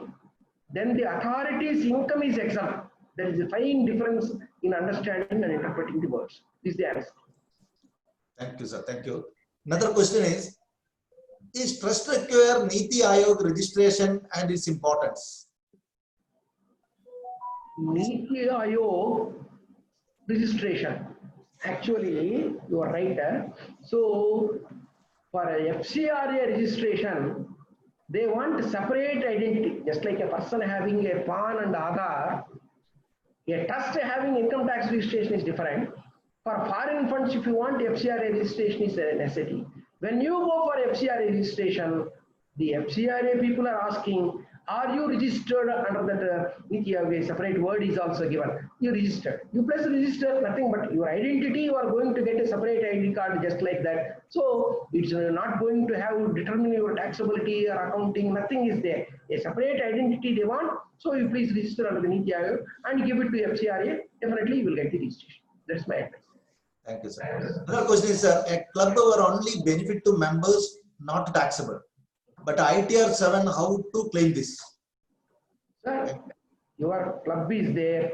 Club takes membership, life membership, pattern membership, annual membership.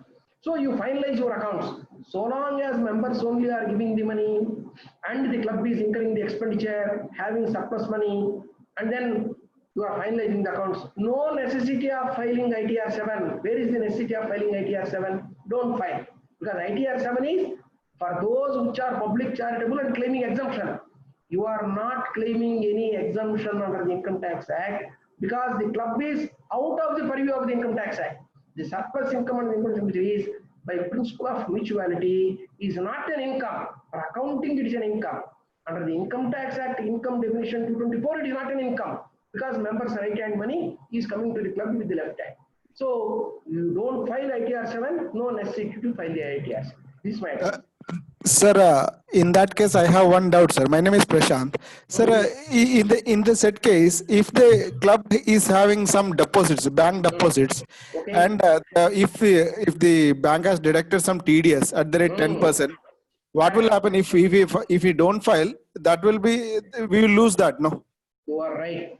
You are not losing. You have to lose something more. A club is having, a apartment residence association is having.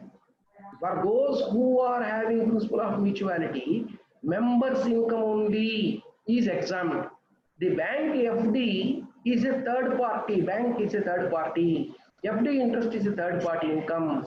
Such institution should not file ITR 7, should file ITR 5. So the ITR 5, bank interest is totally is at the rate of MMR. Section 164 and 167 read together. So, though it is a non-profit organization, at the rate of a maximum margin rate, right from first rupee, that club or that residents association has to pay the income tax on the bank interest you received, for example, 70,000. 10%, 7,000 they have deducted TDS, but you have to pay 30%, 21,000. Foregoing that 7,000, file the return ITR 7. Pay that 14,000, then automatically the tax liability you are discharging. For refund sake, don't file.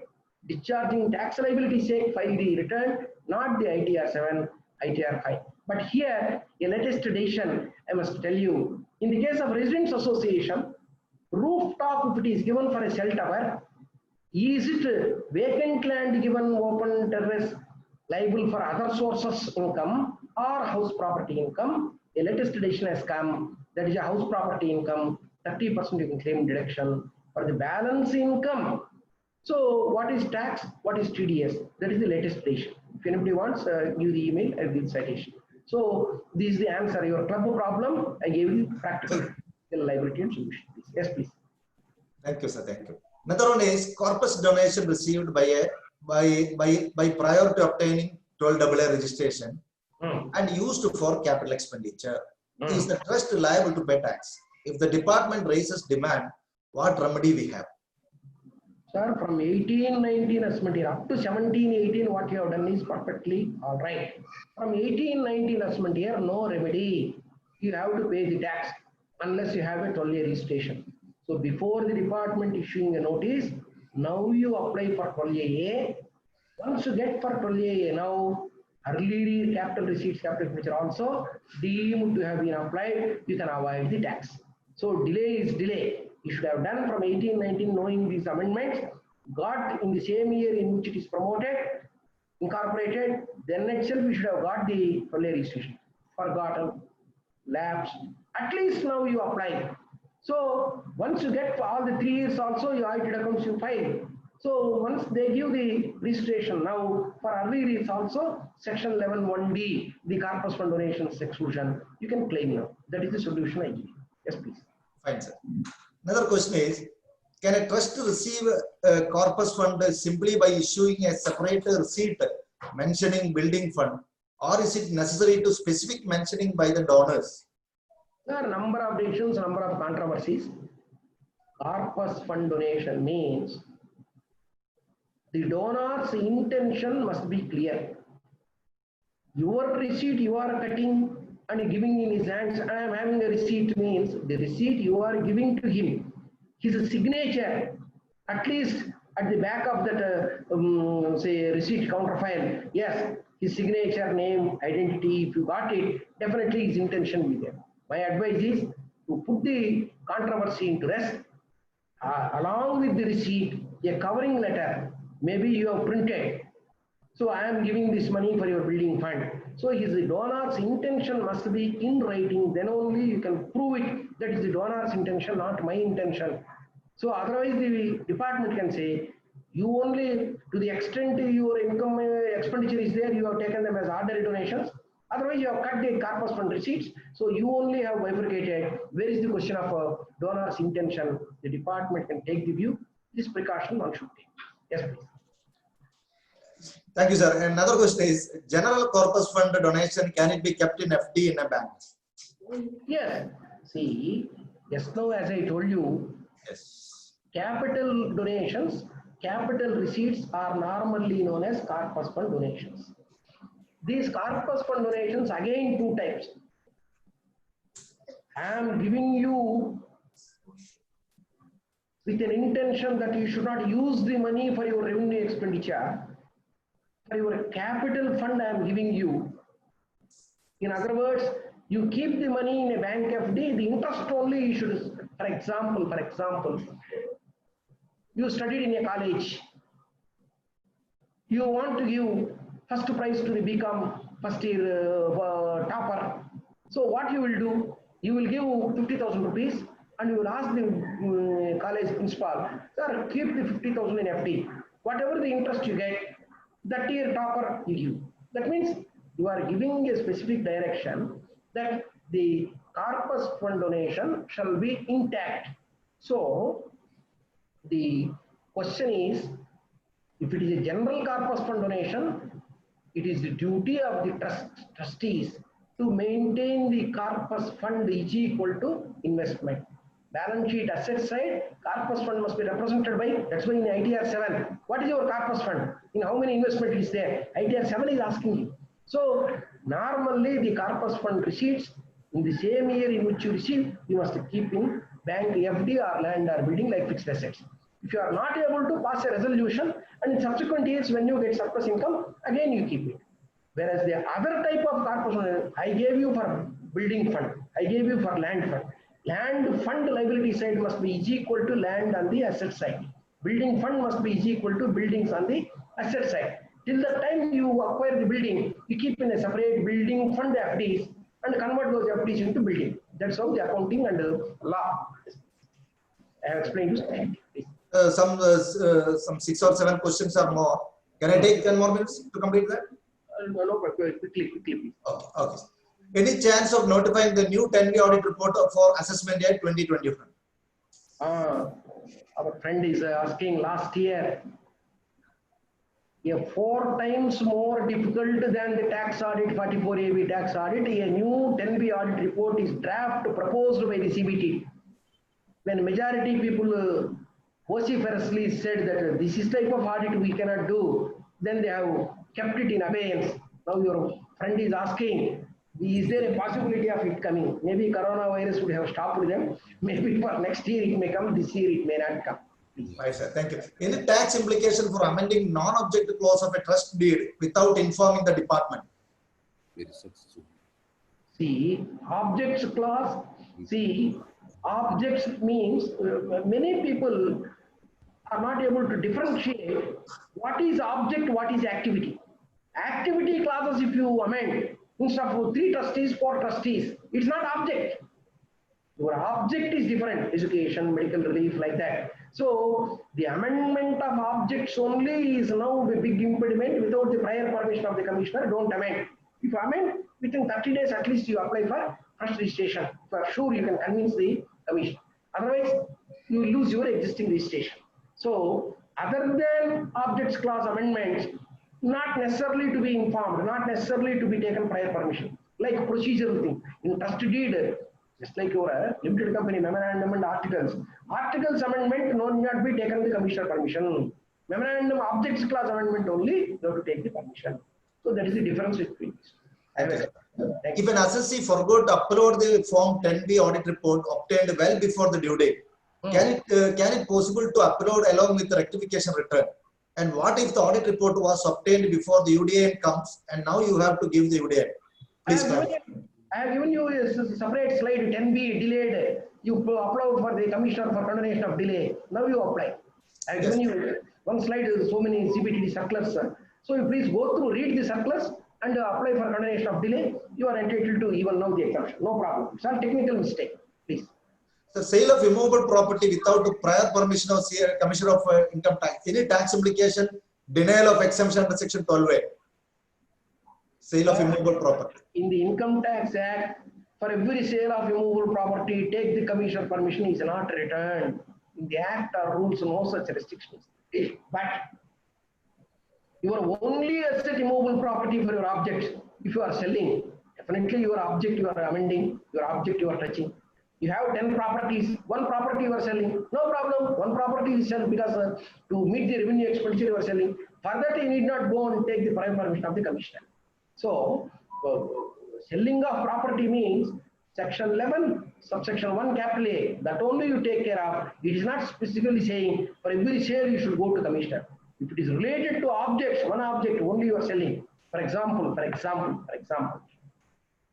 a society is having a dental college, engineering college, medical college. Dental college land building it wants to transfer to another society for a consideration. Definitely you have to take the commissioner's permission. Because with donations you have constructed dental college. So you are transferring this land building of dental college to another dental college society, another society. Take the prior permission. So this is how we should distinguish between these things. This is the answer. Thank you. So property sale receipts not utilized in the year of sale, whether permission from ITO to be obtained for carry forward. No, property sale receipts, the moment you are not keeping in bank FD, it becomes income. So 85% you have to apply. If you are not applying, then pay the tax. Form 10 you should file for next year utilization. Form 10 you should have filed for the sale of asset also, because you want to acquire the asset next year. Till that time you should keep. Once you Form 10 means you should keep in bank FD. If you are not keeping in bank FD, automatically it becomes a taxable income. So the intricacy law, what it says, sale of asset, either you buy another asset, acquire another asset, or keep in bank FD. If you keep in bank FD, automatically it is sufficient. Normal income only Form 10 has to be filed. But for capital asset, no, without Form 10, by keeping in 6 months bank FD, after 6 months you withdraw and use for any purpose. But keeping in bank FD, that's section 11, subsection 1A you are satisfying. Without Form 10, you can claim exemption. Otherwise, pay the tax. This is the answer. So what is the consequence of depositing the surplus amount in any mode other than that specified under section 11.5, whether the registration is liable for cancellation or that amount become income? What is the consequence of not depositing surplus money? From 1819 assessment year, interpreting section 12AA subsection 4, section 12AA subsection 4, any violation of section 13.1. 13.1D says if the investments are not as per section 11.5, your registration can be cancelled. So if 12AA4 says 13.1 violation, 13.1 is having subsections. One such subsection is 13.1D. So 13.1D is 11.5 violation. Once some small violation is there, the department can take earlier decisions, don't worry. The Bombay High Court Maftalal decision is only to an extent the income can be taxed, but that decision cannot be there now because the sections are amended. Any small violation, section 11 exemption is totally forfeited, only registration can be catched. That is the seriousness now of late because of the sections. This is the answer. Sir, if donors' details are not uploaded hereafter, whether the donations will be treated as anonymous donations? Yes, if you are having ATG and the donor wants that ATG receipt, once you give ATG receipt, you must upload it. Three possibilities. Donor is not interested to ATG, but he gives his name. He gives 1 lakh rupees cash. He didn't bring checkbook. Having come to the charitable institution, seeing the good work, he gave 1 lakh rupees. If he wants to claim ATG, he should have given the cross-document pay check. More than 2,000 ATG, unless it is given through bank channel, he is not entitled to deduction. So he was given 1 lakh rupees cash, but he says, my name, I will account for, I have given the cash, no problem, no violation. So everything to be uploaded means what is to be uploaded? The donors, the ATG you are having, those who are claiming ATG, their receipts you should upload. Those who don't want, they give in writing, I don't want ATG. You take it, don't, they need not upload. This is the answer, please. Okay, sir. Thank you. One more question is there. Two more questions, sir. After that, we can conclude. Before applying for 12A registration, is it mandatory to file income tax return? Any different view if not taxable income or taxable income during the previous 3 years? Please, sir.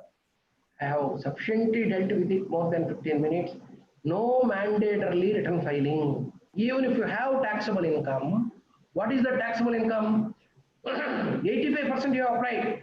That 10%, 12%, 15% is the income that you can claim automatically exemption. If you get subsequently registered, earlier the 10%, 15% is also exempt. If you don't get registration, your application is rejected, then earlier 3 years, even the 10% below, even if you have applied 85%, if you have 12A only, 85% is to be applied, remaining is automatically exempt. But if you don't have 12A, even in the subsequent year, earlier years definitely will become taxable. So earlier years, though you have taxable income, within that 15% if you have, then audited accounts you file, automatically your 12A you are going to get, the earlier years income is exempt. This is the answer. Right, sir. Thank you. So the final one, a registered trust instead of filing in ITR 7, filed in ITR 5 because not able to file within the prescribed time. What will be the consequence? A registered trust instead of filing ITR 7, file ITR 5. At least now you file a letter with the CPC that by mistake I filed ITR 5. Now I am revising the return. So ITR 7 I am filing. You see, any return can be revised within the last date of the assessment year. Now if it is 1920, June 30th is the last date for 1920 assessment year. You file a revised return saying in the ITR 7, saying that earlier by mistake I filed ITR 5. I am having only a registration. I should have filed in ITR 7. By mistake ITR 5. Wrong return. Now you rectify. No problem. First you file the letter and then file the return. So automatically they will link and they will, because already you are having only a registration. The mistake can be rectified now. Please. Return form is a procedure that will not determine the tax liability. Tax liability has to be a proper return you should file. If in the ITR 5, there is no column like, are you having only a registration? In ITR 7 only it will ask. So by filing ITR 5, you have not availed the exemption. So at least now you file a revised return and try to rectify the mistake. So thank you very much, sir. Now the time itself is 8:50. Almost 3 hours you have deliberated. And now I think that this is the reason why you have got one para degrees, PhD, MBA, LLM, because it is proves that you are the right person to get all these qualifications, sir. And just like your presentation on the topic, the query itself you have made seamless. without any confusion, without any break, sir. So thank you very much, sir. And I'm requesting you that if Corona is going this time, please give a time at Kannur for our physical meeting, sir, because we require you, sir. In the days to come, if I request all the members to pray, not only for their health, for my health also, so that I can still in the days to come, I want to do service to the members. So that's the only consideration. I request all the members good wishes. So for good wishes sake, I try to continue my deliberations and sharing of knowledge. I thank you for giving me this opportunity and meeting. How many total participants today? So today almost 61, 62 participants. Oh, good number for Kannur branch. Yeah. Actually, it's a good number. I thank you for giving me this opportunity. I thank all the members, our managing committee members, and definitely one day when all the restrictions go, physically I will come and visit on any other topic. Income tax, this is only one area. You are having a survey, search, Caesar, business assessment, scrutiny assessment, demonetization assessment, so many several hundreds of topics are there in income tax. Any other topic also, next time I will be willing to come and share what little knowledge I have. Thank you. Sir, I'm for the vote of thanks, I'm requesting our secretary to propose the vote of thanks. Shiva Prasad, sir. Chairman of Kannur branch, Chartered Accountant Jayaprakash, very illustrious past chairman of Southern India Region Council of the Institute of Chartered Accountants of India, very esteemed and learned faculty, Dr. Chartered Accountant Phalguna Kumar, my dear colleagues in the profession. It is a very rare opportunity today we had. A very renowned, very eminent, renowned chartered accountant who led the SIRC, our institute, in the year 2016-17, very successfully found his valuable time to share with us. As stated by our chairman, it is our blessings. No doubt, he is the right person.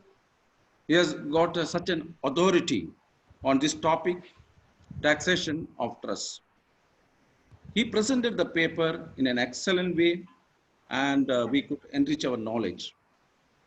Sir, we are very grateful for being with us and for your excellent presentation. Thank you very much, sir. Very kind of you. At the same time, we look forward to your continued support and valuable service to our branch. We are very thankful to all the members for their gracious presence, participation, and supporting the program. Thank you and good night. Thank you so much. Very kind of you.